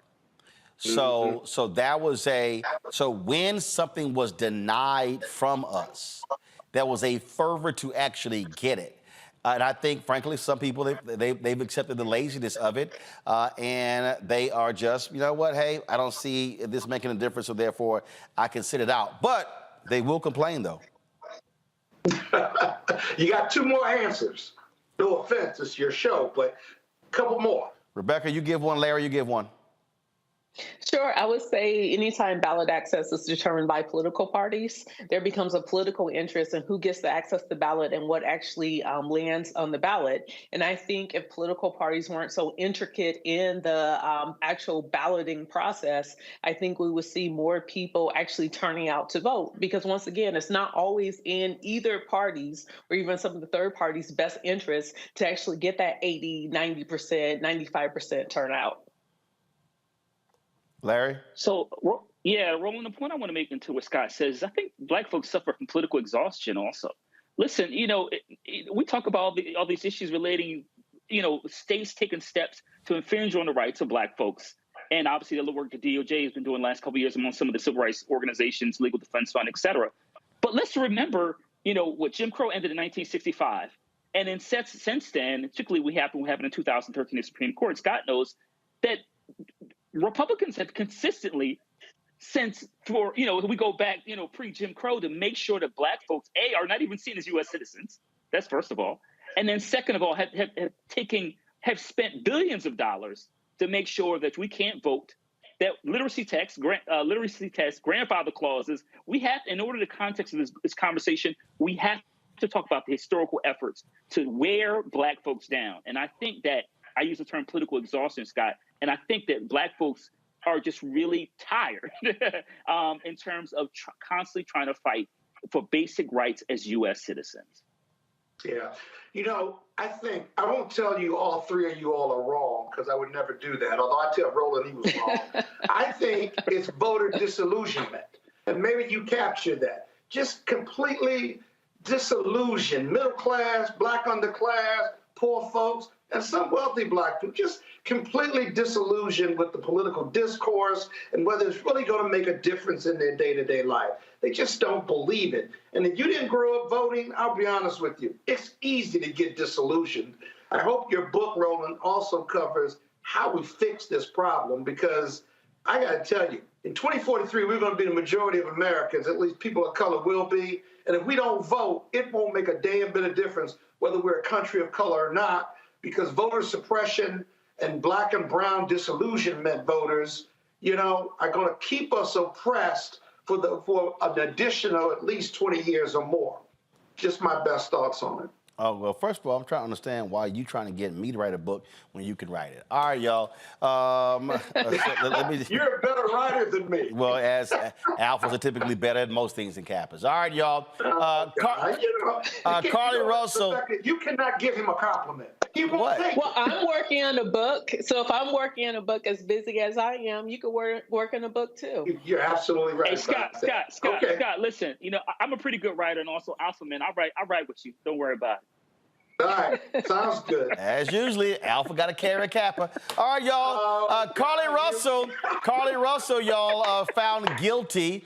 What I don't understand is, why the hell would she plead not guilty? Because your ass was guilty. And so she pled not guilty. The judge found her guilty, recommended 1 year in jail, $17,874 in restitution. He also recommended 2 fines of $831 each. There was no jury trial there as well. Scott, you're a lawyer. I'm sorry. Dude, can you explain why are her attorneys appealing? Well, what was her? It depends on what her defense was. She's free to plead not guilty. She was found guilty of faking her own abduction. And then making a false police report. Now, right, so she pled not guilty. The judge found her guilty. Now her attorneys are appealing. She's got a right to do that, and they put the government to their proof. I actually thought they were going to plead not guilty by reason of insanity, even if it's a misdemeanor case, and put on some type of mental illness piece that would have gotten her less than a year, even if she did get found guilty. And they didn't do any of that. So, you know, a lot of times clients will drive the defense. They always drive the defense, whether they can win or not. It's not the lawyer saying, okay, you need to plead guilty or not guilty. So here's what attorney said. The boss. Her legal team disagrees with jail time for a Class A misdemeanor, especially when it's her first offense. Quote, if you can find where someone was put in jail for that, bring the file to me and I'll look at it. Generally, they're not put in jail. Restitution, we don't disagree with that, but to lock her up and put her in jail, we disagree with. But look, here's the thing that I say all the time to people, all the time, Rebecca, when you choose to do something and you're now going into the legal system, you don't get to say Burger King, you can't have it your way. At the end of the day, judges can sentence you. They got wide discretion. She pissed a lot of people off with this abduction, and that's the deal here. And so, I mean, I get it. Yeah, you got a right to appeal. It's a little hard what you think. What's your appeal? I ain't do it? Well, no, you put the government to their proof. You don't have to, the defendant doesn't have to say anything. And so for whatever reason, you can try that bench trial. It only took a couple hours, and you put the government to their proof. What's the government going to prove beyond a reasonable doubt? Even though that's probably the weakest approach, that's what they did. I will say this, as a first offense, if this case wasn't a press case, she would have been found guilty, or she would have pled out, got a plea agreement, paid the fine, paid restitution, and kept it moving. Because it was a press case and embarrassed Alabama officials, now all eyes are on her, and she was found guilty Did she get sentenced yet? I don't know. They asked for a year, but she shouldn't go to jail for a first. Right. I mean, it was. She ought to get some mental health counseling. Rebecca, listen. It was. Look, it was very public. There were a lot of people who were saying they'll never search for a black woman. People went down there looking for her. All of a sudden, resources were pulled. So bottom line is, her fake abduction caused a lot of consternation for a lot of people in Alabama and elsewhere. Yeah, absolutely. Look, let's not blame this on mental health. I'm going to look directly in the camera. I don't know if Carly's watching, but I'm saying many other young ladies. If he don't want you, let him go. You don't have to get out here and embarrass yourself, embarrass your family, embarrass your community. You don't have to do any of those things. You could just let him go and then move on to the next one. Is that was it about? Hold on, was it about him? Wait. No. Was it about him? Because he was riding with her through the whole abduction. Then when the truth came out, he was like, "What the hell?" He was like, I don't know her. I don't know who she is. Look, I mean, there was many reports online that was suggesting that part of what happened was there was an issue between her and her boyfriend. But none of that was confirmed, though. Right. It was. That's why I'm saying that was information. No. Hold on. No. That's what people were talking about. Information and reports. I always look at what's the source. And so I don't know what the source was on that. So a bunch of folk talking is one thing, credible information is another. Absolutely. And none of this was confirmed. But it's also why I don't want to lean in and say, oh, well, maybe this is a mental health issue. I agree. Because we don't know that either. I agree. Because here's the deal. No. Hold on, Scott. Scott, calm down. No, Scott. Scott, no, she didn't, Scott. No, she didn't. Larry, some folk. Scott, calm your ass down. It's crazy. Some folk do some dumb shit, Larry. Some folk do some dumb shit. Yeah, that's keeping it 100 in this conversation. So listen, this is an unfortunate situation all the way around. Look, listen. We talk about black folks, particularly black women going missing. You know, we have black and missing. You've had them all rolling. Look, disproportionately, when black folks disappear, no one pays attention. And that's why what California did with the new Ebony Alert is so important. Because disproportionately, once again, we go missing, particularly black women. No one pays attention. No one cares. This story blew up, got national attention. Black folks are all over social media. Like you said, black folks are willing to travel to help look for this sister. And then we come to find out it's a hoax. So listen, often when people do crazy things, they tie to mental health. Listen, and we often know people who have mental illness you would never even know about it. So let's be clear about that. The bottom line is she made a really bad decision, and it will harm her for the rest of her life. And regardless of what you do, you can always Google her name, and this story will always come up. And so just she did damage now to herself. And just let me remind some people, it was a white woman in California. Go to my iPad. Her name is Sherry Papini. Guess what? She faked her abduction, and she was sitting here laid up with her boyfriend hundreds of miles away while folks were looking for her, and they were looking for her for a long time. Guess what? Sent her ass to prison for 18 months. So I know folk might say, oh, man, it's a black woman. No, the white woman went to jail for faking her abduction, and so that's what happens. All right, y'all, I got to go to a break. We come back. I want to talk about Vice President Kamala Harris. A consistent thing that they've been attacking her with for 3 years. 2 new articles out saying the same damn thing. I got to deal with this, y'all. We come back on Roland Martin Unfiltered on the Black Star Network. Coming up next on The Frequency, right here on the Black Star Network, Shanita Hubbard. We're talking about the ride or die chick. We're breaking it down. The stereotype of the strong black woman. Some of us are operating with it as if it's a badge of honor. Like, you even hear black women like aspiring to be this ride or die chick, aspiring to be this strong black woman killed at their own expense. Next on The Frequency, right here on the Black Star Network. On the next Get Wealthy with me, Deborah Owens, America's Wealth Coach, you're going to learn about the silver tsunami, which means that 1 million people are turning 65 every day, and they're going to need some kind of care. You're going to meet 2 sisters whose situation with their own family led them to start a business in this industry, and now they're showing others. This is our passion, our mission, our purpose, our ministry. That's right here on Get Wealthy, only on Black Star Network. All change is not growth. Right. But thoughtful change is real good fertilizer.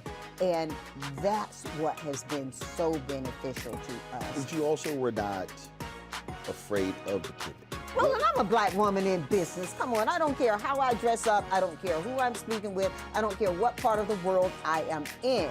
I still am a black woman in business. Being afraid of the pivot, being fearful of change is not what got me here. Respectful of change, respectful of pivot, yeah.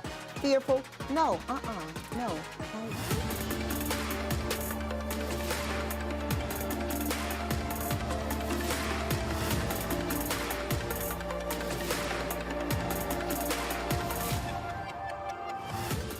Hey, what's up, y'all? I'm Devon Franklin. It is always a pleasure to be in the house. You are watching Roland Martin Unfiltered. Stay right here.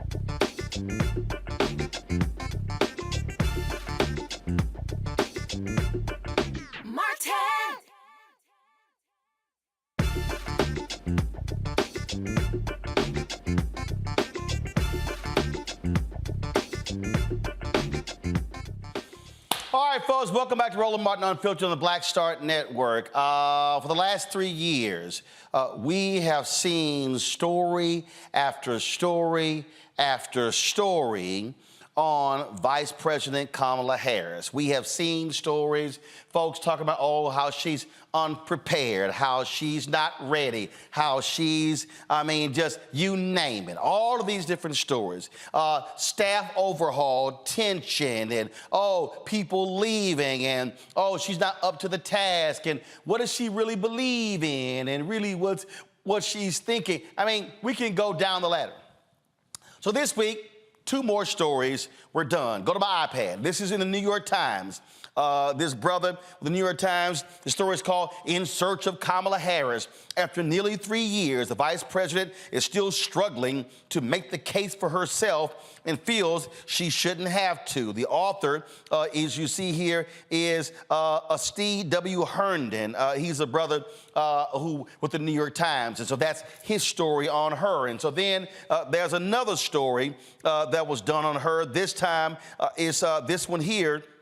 It's in The Atlantic. Go to my iPad. It's called The Kamala Harris Problem. And so in this particular article here, again, it lays out again in terms of what the problem is. And so when you read, and matter of fact, even in this story right here, it lays out all of these different stories right here in the paragraph. But after nearly 3 years in office, the symbolic fact of Harris's position has proved more resonant than anything she's actually done with it. From almost the beginning, Harris's vice presidency has unfolded in a series of brutal headlines, exasperation, and dysfunction. Inside Kamala Harris's frustrating start as vice president, a Kamala Harris staff exodus reignited ignites questions about her leadership style. New book says Biden called Harris a work in progress. Kamala Harris is trying to define her vice presidency. Even her allies are tired of waiting. And it goes on and on and on and on. There have been story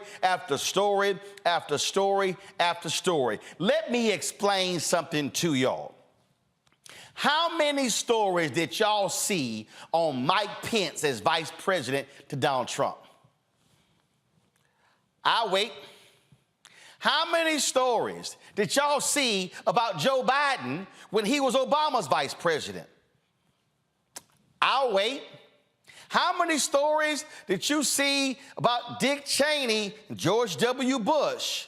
How many stories did you actually see Al Gore as the vice president to Bill Clinton, George H.W. Bush to the vice president of Ronald Reagan, Walter Mondale, the vice president to Jimmy Carter. We get Spiro T. Agnew, the vice president to Nixon. You saw more stories on him when he resigned and then later was found guilty of corruption. So bottom line, y'all, hell, when LBJ was vice president to Kennedy, it's not like you saw a bunch of stories there. So what am I trying to get to? Don't nobody give a damn about the vice president. Everybody knows the role of the vice president of the United States. What do they say? Is to attend funerals and to cut ribbons. The focus is on the president. I'll give you a perfect example. When Biden came out the other day to talk about what's happening with Israel, who was he standing with? Blinken, the Secretary of State, Kamala Harris, Vice President. The reality is we have seen more of Vice President Kamala Harris. We've heard her speak more, be involved in more things publicly than we ever have any other vice president. And so when you read these stories, I mean, I just sit here and I just go, what the hell are y'all talking about? And so right here, in this story about Herndon, how Harris, this is the opening. All the conditions seem right for a chance to reset the narrative. Go to my iPad. Really? The Munich Security Conference in February. Y'all, wasn't nobody paying attention to that damn conference wasn't nobody. In this country, we focus on the president. And then you go through here, they talk about, how well, she didn't really get applause. It was polite applause. Then they go through here and they talked about her being a rising star with an inside track to be the next Democratic presidential nominee. No, she wasn't. Vice President Kamala Harris, as senator, had no inside track to be the next nominee. She had to run like everybody else. And then the story talks about a disappointing 2020 campaign. And it was. They made some blunders in the campaign. But then when you go through this article here, they go back to Munich. And then they go on about, how Biden and Harris should be doing a lot better. And the polling numbers and all different things along those lines. And I love this here. In interviews with more than 75 people in the vice president's orbit, there's little agreement about Harris at all, except an acknowledgement that she is a public perception problem, a self-fulfilling spiral of bad press and bad polls, compounded by the realities of racism and sexism. Duh. So you go through the article and you see more stuff. You see the attacks on her by Nikki Haley. And then you see the more attacks. And then you see all of these stories, the case for Biden to drop Kamala Harris, all this sort of nonsense. And then, of course, when you have fellow Democrats who, in the case of Senator Elizabeth Warren, who did not want to speak affirmatively about Harris being the nominee, and then how she called twice to apologize. Harris wouldn't take her phone calls. When Nancy Pelosi went on and didn't really want to answer the question, when some other candidates did not want to answer the question, we can go on and on and on. These things laid out. And so they interview some African Americans in this story, and then you go on here. And so I love this one here. I called top Democratic pollsters to gauge whether a Harris-led party kept them up at night. I talked with members of Biden's vice presidential selection committee to ask the question I've always wanted to know the answer to. Was Kamala Harris really chosen as a running mate because she had the right identity at the right time, the highest profile diversity hire in America? Here's why that is a bullshit-ass question from this brother. I'm going to roll y'all back to 2008. Do y'all remember the black man with a funny sounding name? Do y'all remember what they said in 2008? Obama, he can't pick a woman. America not ready for a black man and a white woman. They can, a black man and a woman to be the president and the vice president. Ooh, no, America ain't ready for that. So what did they say? Oh, you know what? If Obama gonna win, he gonna have to pick an old white man. And he need an old white man to go talk to the white people in the Rust Belt states. So he need a white man to go talk to the people in Pennsylvania and Michigan and Wisconsin and Minnesota and Iowa and Illinois and Ohio. He gonna need a white man to go talk to the folk in the South. Am I the only person who remembers that? Am I the only person? Oh, Obama, he ain't got no experience on the national stage. So guess what? He gonna have to pick a white man with some significant foreign policy experience. Joe Biden sits on the Senate Foreign Relations Committee with Obama. You know what? That's a great pick. Ooh, we got an old white guy who's from Scranton, Pennsylvania, who's got foreign policy experience, and then the old white guy can make all the white folk comfortable with the black guy with the funny name being president. Now, y'all notice, don't nobody ever call Biden a diversity pick. I hope y'all understanding what I'm breaking down here. Nobody calls Biden a diversity pick, even though that's exactly what Biden was. Y'all notice that anytime it's somebody black or Latino, it's, ooh, are you a diversity pick? But didn't nobody ask the question about picking the white old man as the vice president about being a diversity pick. Let me continue. And so you see the article here.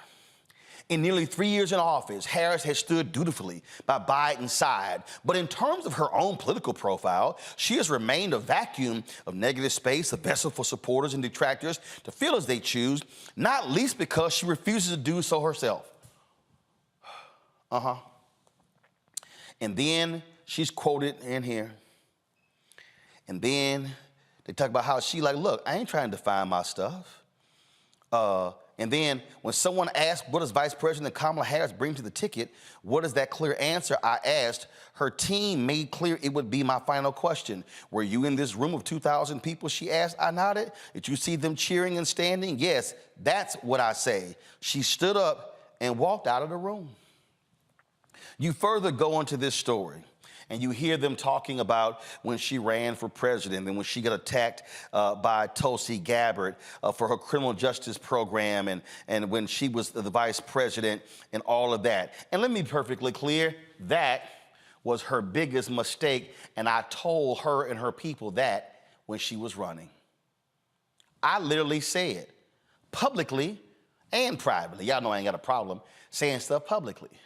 I said then Senator Kamala Harris needs to define her law enforcement career, because we were running in a period where people had a different view of somebody who had been in law enforcement. It took her campaign 6 months to release her criminal justice profile. She was being attacked early on because she was a prosecutor. That was one of the biggest mistakes that her campaign made. One of the other big mistakes that her campaign made was that when she became United States Senator, she did not lock down black people. Follow me what I'm saying.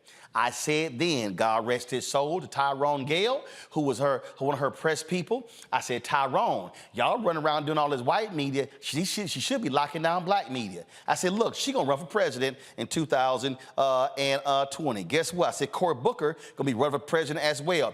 Cory Booker and Kamala Harris, both of them did not do what I said they should have been doing. They should have been on black radio every 3 months talking about what was going on. Obama wasn't doing a lot of interviews with black radio. I had to call them out for him to do his first interview 18 months after he had been elected. Sure did. Got the emails to prove it. So that was a mistake. She didn't do my TV One show until she was United States Senator for 9 months. I had to cuss out Tyrone when she was on some other MSNBC show. I said, damn that, bro, what you doing? Here's why I'm saying that. You got to shore up your black base. So although she was an African-American woman, although she was a United States Senator, a bunch of black folks had never heard of Kamala Harris. So had she actually done more black radio, done black media, she would have shored up her base, then would have had that base because they would have been hearing from her on a regular basis. I literally had Michael Steele, the chairman, the chair of the Republican National Committee, accepted more of my invitations to come on my Tom Joyner Morning Show segment than Kamala Harris and Cory Booker did combined. That was a mistake. But let me tell y'all here's the deal, though. When she drops out, I dare say between her dropping out and getting the nomination, and she did this show more combined more than she did my TV One show and this one when she was in the campaign. Why? Because she wanted to be the nominee. And you know who I credit for that? Sabrina Singh, who was one of her press people, because she understood. I was communicating with her a lot because she understood where she needed to be. So when you read all of these stories, you just need to understand what is going on here. All of these stories about what she's not doing and what she should be doing, and how she needs to be defining herself and how she needs to be more involved. In this story here, they have in this story here, they talk about how, it was Gwen Ifill who name-checked her on appearance on David Letterman, and they talk about how they call her the female Barack Obama. See, that's part of the problem right there. Kamala Harris was never the female Barack Obama. Different circumstances. In fact, when you read the article right here, the writer talks about what she did and what she didn't do, how she didn't have much of a legislative background, and how she did not have a history of passing a whole bunch of bills and things along those lines. And so when you're reading this article, he lays it in here. And of course, I had to start laughing when I was reading the article. I really did start laughing because they talked about how all the different things that Obama did when he was in the legislature. But y'all, let's be real. I was there. Obama wasn't doing those things. It was Senate President Emil Jones. Senate President Emil Jones told a lot of people, take your name off the bills, put Obama's name on the bills. That's why Rebecca Carruthers is laughing right now because she know I ain't lying. And so, because Obama went to Emil Jones and said, Emil, you can make the next United States Senator. Do y'all know why? Because Senate President Emil Jones in Illinois, he wasn't getting no respect. Do you know who was getting respect in Illinois? Mayor Daley, Governor Rob Blagojevich, as well as Mike Madigan, who was Speaker of the House. So Emil Jones, African-American Senate President, was getting no respect from the white folks in Illinois. So Obama saw the opening, went to him, appealed to his ego, and Emil was like, you right, we're going to make him the next United States Senator. That's why Obama got all those bills passed in a year and a half. It wasn't because he was some brilliant legislator. Because Emil Jones knew he needed a record to run on. Just so y'all understand what happens when you have context when writing these stories. So I'm sitting here reading these stories, and again, the same writer, this brother, he talks with a particular, he's asking her all of these different questions and wants her to be speaking on the record. He talks to a fundraiser saying how all these other people are reaching out to him and how they are raising money and how they are doing all of these different things, but Kamala Harris is not doing any of those things. Let me explain something to y'all. Anybody knows politics, Kamala Harris can't do that because she's the vice president. If Kamala Harris was sitting here assembling her own coterie of donors, folk would be saying, what you doing? Your job is to support Joe Biden. When y'all understand, when you're the vice president of the United States, do you know what your job is? Yes, Mr. President. Where do you want me to go? Yes, Mr. President. I'll do that. Yes, Mr. President. I'll give that speech. Do you know who did that? Joe Biden. when he was President Obama's vice president. He was number 2. Everybody knows you ain't running the show when you're the number 2. You have to defer to the leader. That's why you're there. So all of these stories demanding that Vice President Kamala Harris create her own team and she should be out there fundraising, she literally can't. And I'm gonna go ahead and say it. There are some people on Team Biden who needs to keep her in place. Let me be real clear. Folk are threatened because she's 59 years old. Oh, I'm gonna go ahead and say what other people cannot say. There's no doubt in my mind that there are some people in the orbit of Joe Biden who played a role in a lot of those stories being put out. In fact, in one of these articles, there's a staffer of the vice president's who criticized the amount of time that she spends on her hair and her clothes. She a woman. She a black woman, okay? It ain't like in one of the articles, she gets to just jump up, take a shower, throw some clothes on, walk out the door. Hello? That's called self-sabotage on inside your own team. So I need y'all to understand something. I need y'all, when y'all reading these stories, you gotta be asking yourself the question, why do I keep seeing all these same stories? What is actually going on here? Yes, I know Joe Biden is old. I know and people are like, well, could she be the next in line? Guess what? Ain't nobody asking about the number 3 in line. Oh, by the way, who's the number 3 to the presidency? The Speaker of the House? Hell, we ain't even got one right now. I'm saying all of this because you need to understand motive. What you need to understand is there are forces at play in the Democratic Party who do not want Vice President Kamala Harris to be the potential nominee come 2028, win or lose in 2024. Oh, I'm telling you right now, there are donors, there are activists, there are consultants who are sitting here going, we got our eyes on some other people. Whitmer in Michigan, the governor of Pennsylvania, Pete Buttigieg, who's transportation secretary, Gavin Newsom in San Francisco, in California. It's a whole bunch of folks who got their eyes on the White House, and they see Kamala Harris as an impediment to their guy or their gal being the next star of the Democratic Party. So I need y'all to understand when you see these stories. So here to me is a mistake that the Harris people are actually making. What has happened is, if you keep seeing these stories and the headline ends up being, and I'm gonna go back to it, this is the New York Times headline, is in search of Kamala Harris.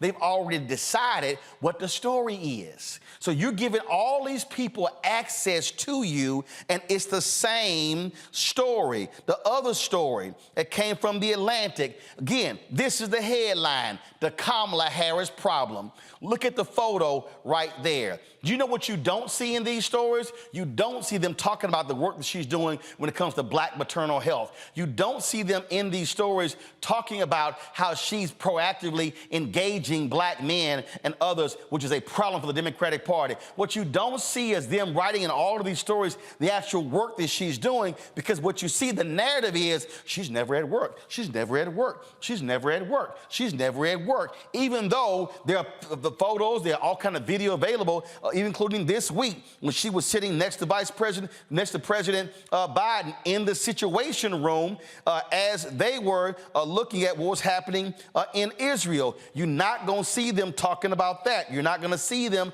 talking about those different things, because that doesn't help the narrative of the folks who are being set. See, this right here, that's what VPs do. They stand back and they support the president. So for you to understand, so what then happens? Every time one of these stories is written, all of a sudden, the public perception. If I go back to one of the stories, what is she going to do to change the public perception? Well, you're the one writing the story. So if your story is establishing that she is a problem, if your story is establishing that, oh, she can't figure out who she is, then guess what? It's a problem. Let me take y'all back to Obama and Joe Biden. Let me be real clear. When Obama was running for, when he was running for the United States, for the state Senate, Obama supported gay marriage. But then when he chose to run for the United States Senate, he knew he couldn't be in support of gay marriage because he knew that wasn't a winning strategy then. So guess what? He stood before the debates and talked about how he believed marriage was between a man and a woman. Obama never believed that. He never did. But he knew he had to say it in order to run. On the same stage, Hillary said it. She didn't believe it. On the same stage, Joe Biden said it. He didn't believe it. But they knew they had to say it because the polling data was clear where the voters were. So what happened in the term? Obama still wouldn't support same-sex marriage. But it was Joe Biden who went on Meet the Press. Obama was pissed because he felt that Biden got in front of his skis. Biden actually was the one who spoke out publicly in favor of same-sex marriage, which then forced Obama to go do an interview with Robin Roberts and affirm his support of it. And guess what happened? The polling had already changed. So it was now safe to support same-sex marriage because it wasn't a political liability. These are facts. I remember going on CNN and they were like, Roland, Obama's evolved. I was like, no, he didn't. Obama evolved, devolved, and he evolved back. I'm just stating fact, y'all. Obama literally signed a questionnaire for an LGBT group when he was running for state senator saying that he affirmed same-sex marriage. He later changed his position. These are facts. So I'm not sitting here, oh my God, Roland, you out in Obama. No, that's actually what happened. I'm just simply not living in la-la land and being delusional about what actually happened. So why am I saying all of that? If you read all of these articles and if you see how they are asking, well, what's Kamala Harris' position on this, position on that? She can't say it because she cannot be in opposition to the president. So when you're the vice president, you actually can't give your own opinion. You can't define yourself because when you're the vice president of the United States, you are defined by the president. You can be steadfast in disagreement with the president, but you got to support him. You know who knows that? Joe Biden. He was trying to give Obama advice when it came to the American Disabilities Act and also the issue of birth control. Remember the nuns and that sort of went on. Biden knew where the Catholic folks were going to stand because he's Catholic. Obama had a different position. He gave us advice, but once the president made his decision, he had to go with it. That's what Kamala Harris is.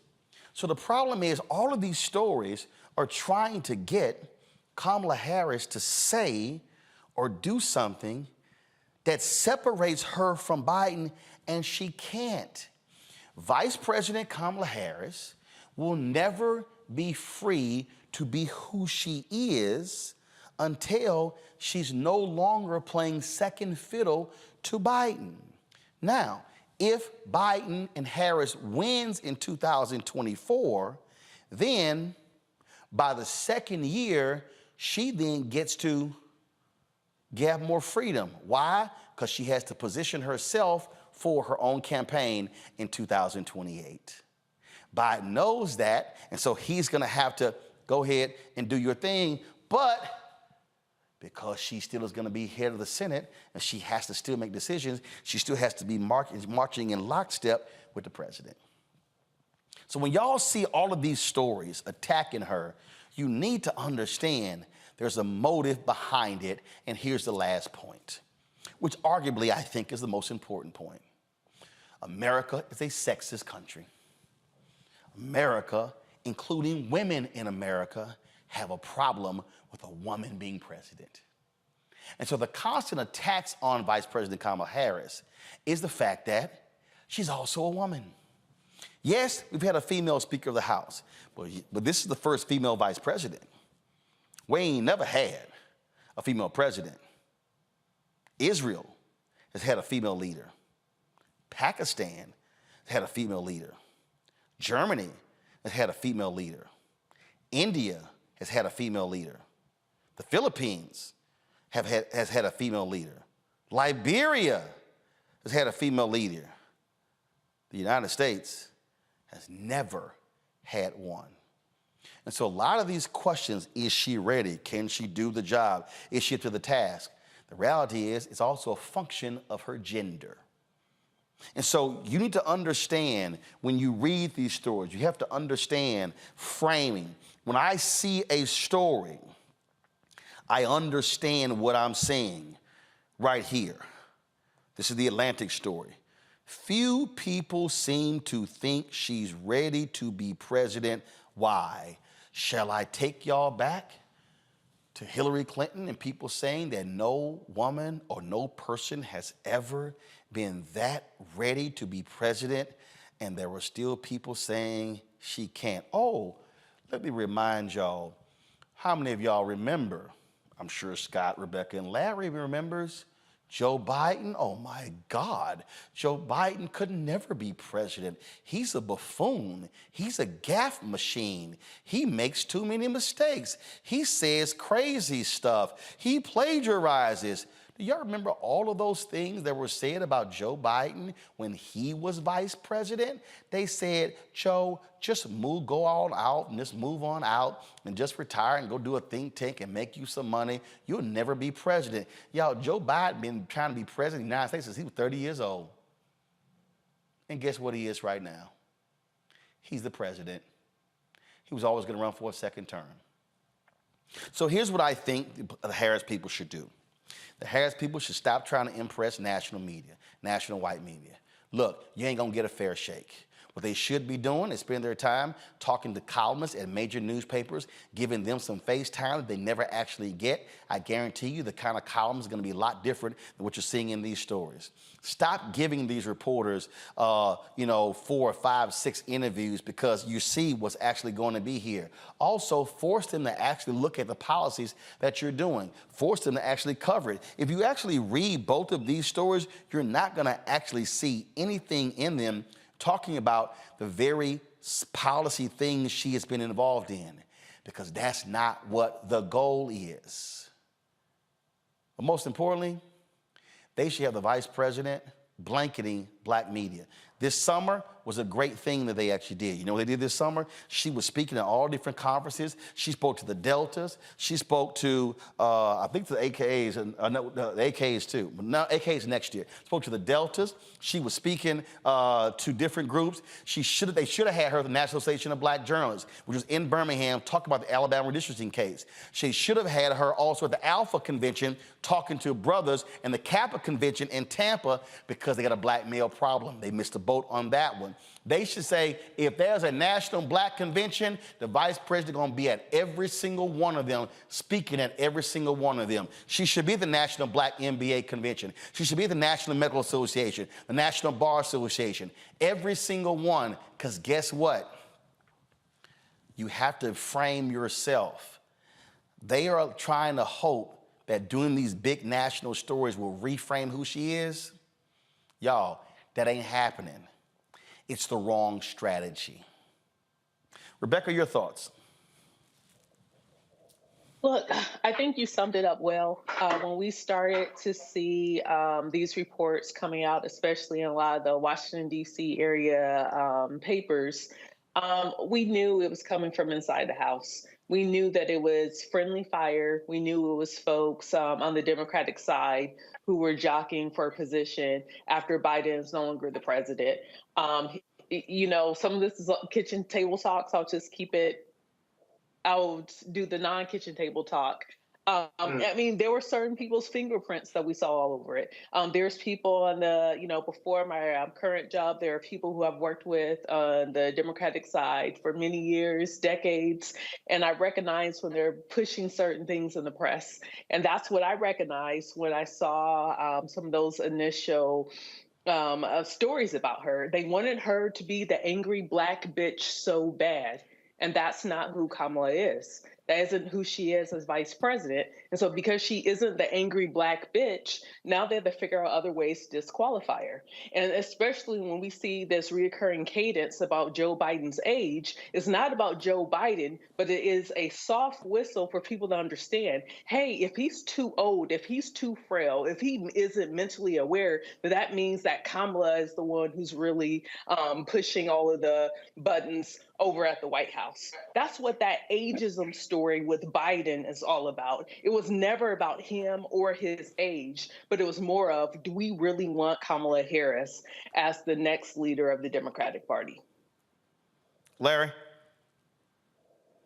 So I think there are a couple of things that, based on the points that you made, is that what Vice President Harris is dealing with is this, generally society, they don't want Black women to be great. And you talk about the intersection of racism and sexism, which it is. Also, you look her resume is impeccable. Attorney General in the state of California, only the second Black woman ever elected to the U.S. Senate after Carol Moseley Braun, and the first woman and the first Black woman to ever be VP. Her credentials speak for themselves. But once again, in our society, as you highlighted, we talk about this, she's shattered the glass ceiling in many respects. And so she's the second most powerful person in the world. And there are a lot of people, and not just people outside of our community, some folks in our community, they can't handle that. This whole story about, particularly the last couple of days, about her hair and her clothes and things like that, this is frivolous. We're dealing with making sure we're maintaining our democracy and supporting Americans to make sure they have food on the table. And so if she wasn't properly prepared and came out, we already know how that story would go. So we have to focus on the issues that are important. Once again, she is more qualified than the majority of members in the House and Senate who have been there for years. Her credentials speak for herself. It is unfortunate, but once again, Roland, I agree with you in terms of she needs to go to Black media. She needs to continue to talk to Black organizations and entities to talk about the things the Biden administration has done in terms of policy, the infrastructure bill, how DOJ has taken on a civil rights division, has taken on a lot of these corrections officers and police departments. She needs to highlight these issues. And also, once again, it's part of her lived experience. So when we see her, we see ourselves. Scott, before I go on that point that Larry just said, absolutely. One of the greatest mistakes of the Biden-Harris administration, they have not been trumpeting the amazing work of the Civil Rights Division and holding cops accountable and holding jailers and wardens accountable in the prosecution of hate crimes. That's what they should be touting. But Scott, I'm gonna read this piece of this Atlantic story. To me, again, this is just the dumb bullshit that you see in these stories. In the first year of his presidency, Biden did little to present Harris as essential to the administration. Neither did the Democratic Party more broadly. Indeed, there was a sense that Harris might be a liability more than anything else.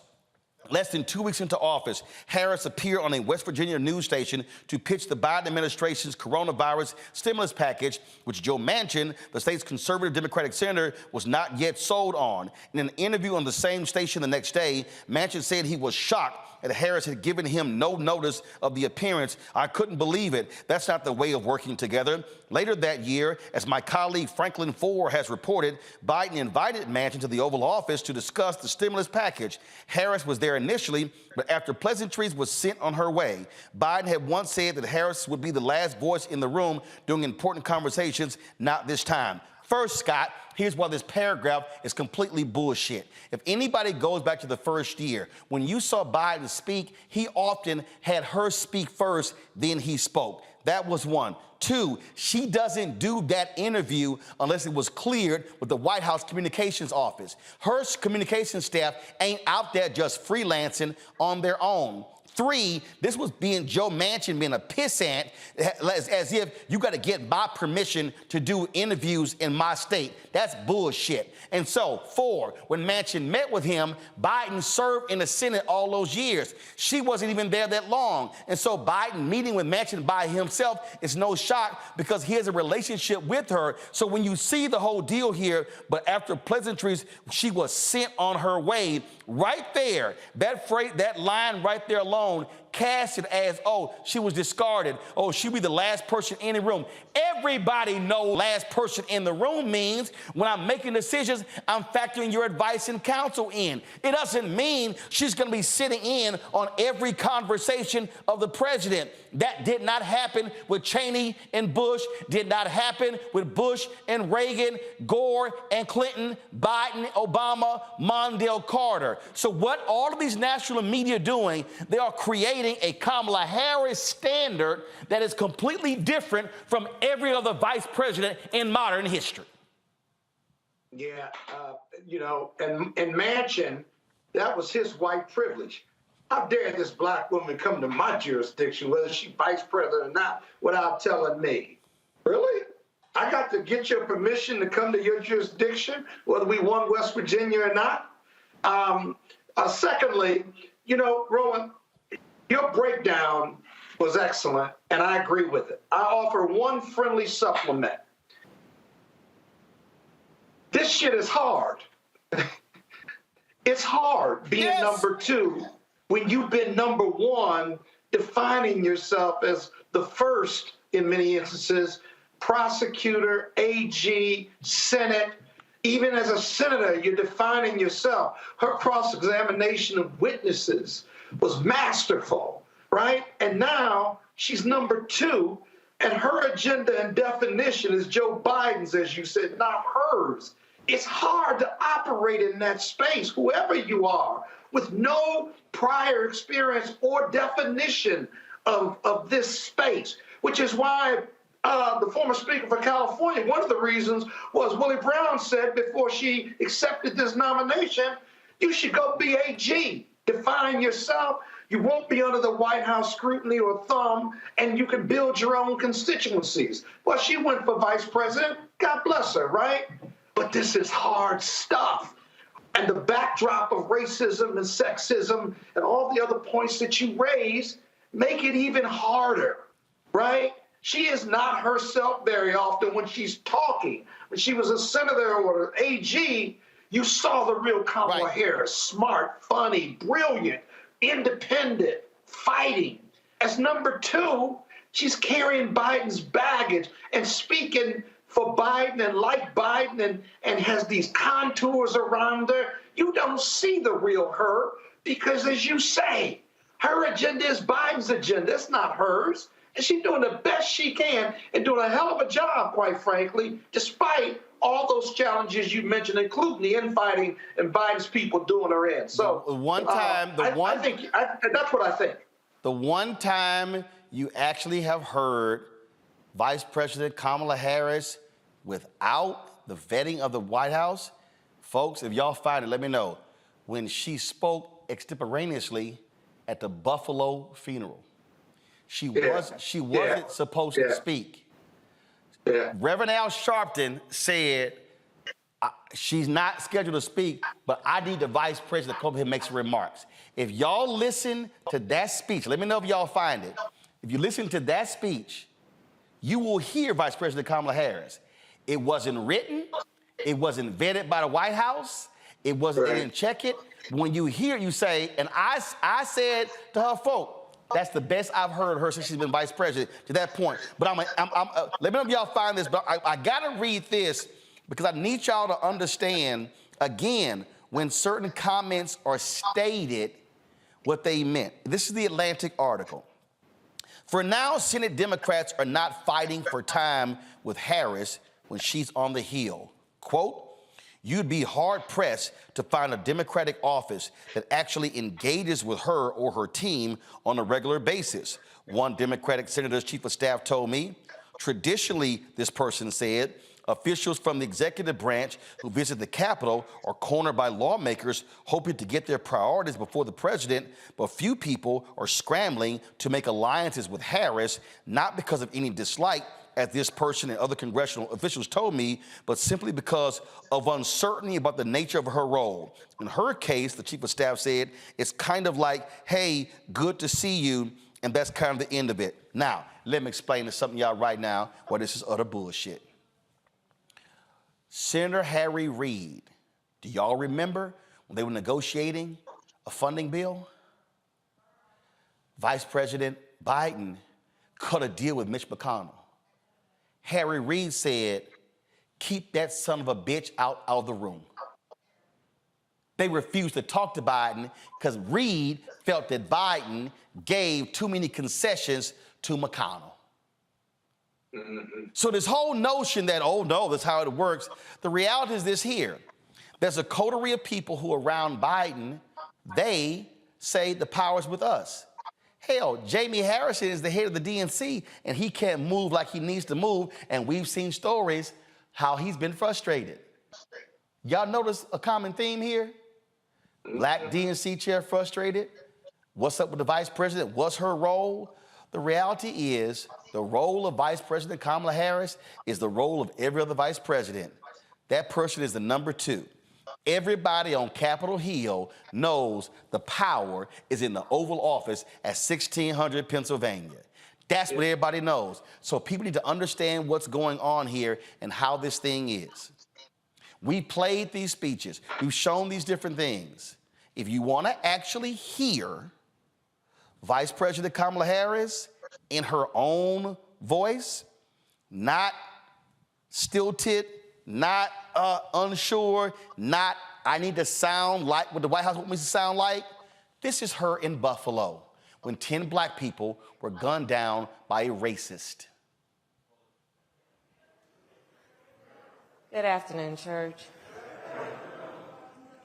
To the Whitfield family, the father of the Whitfield family, Mr. Whitfield.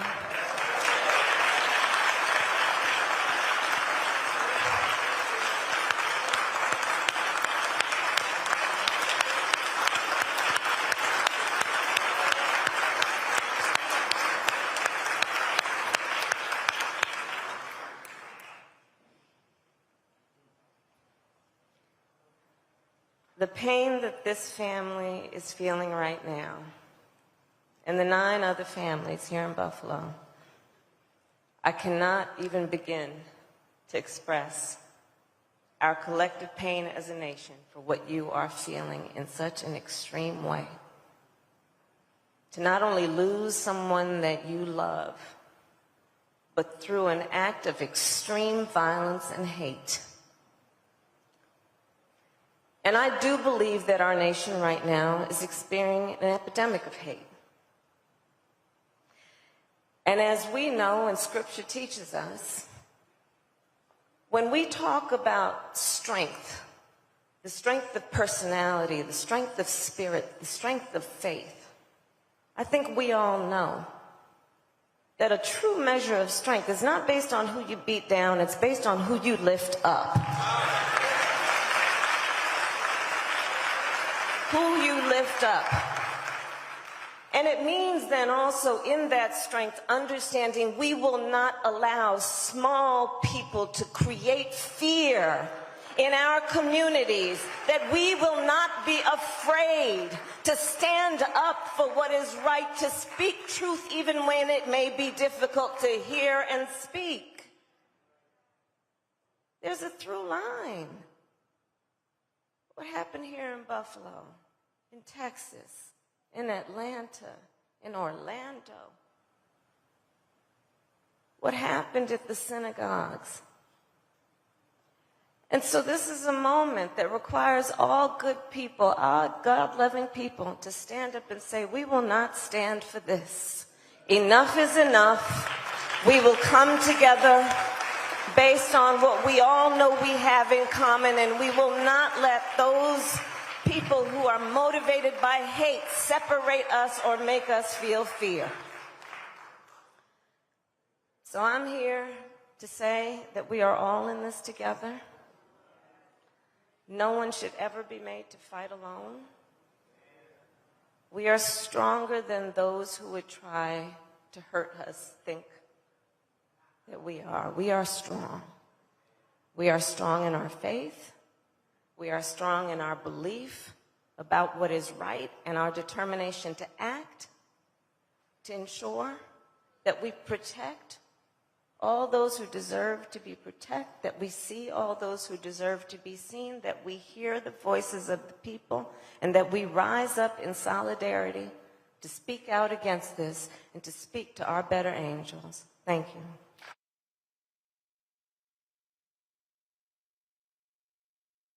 I'm not going to play the speech that she gave at the Tyree Nichols funeral, but that was a written speech that she gave at the Tyree Nichols funeral.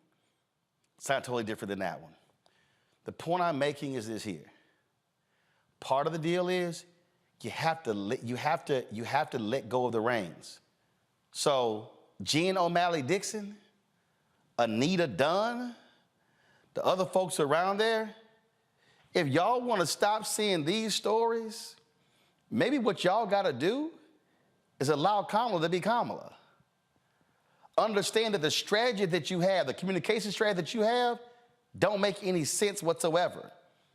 And Scott said it, and I'm telling y'all, it's the dumbest thing in the world that the Biden-Harris Department of Justice has been killing it in police misconduct, patterns and practices, hate crimes victories, putting cops and wardens in jail, and y'all ain't saying nothing. Play to her strengths.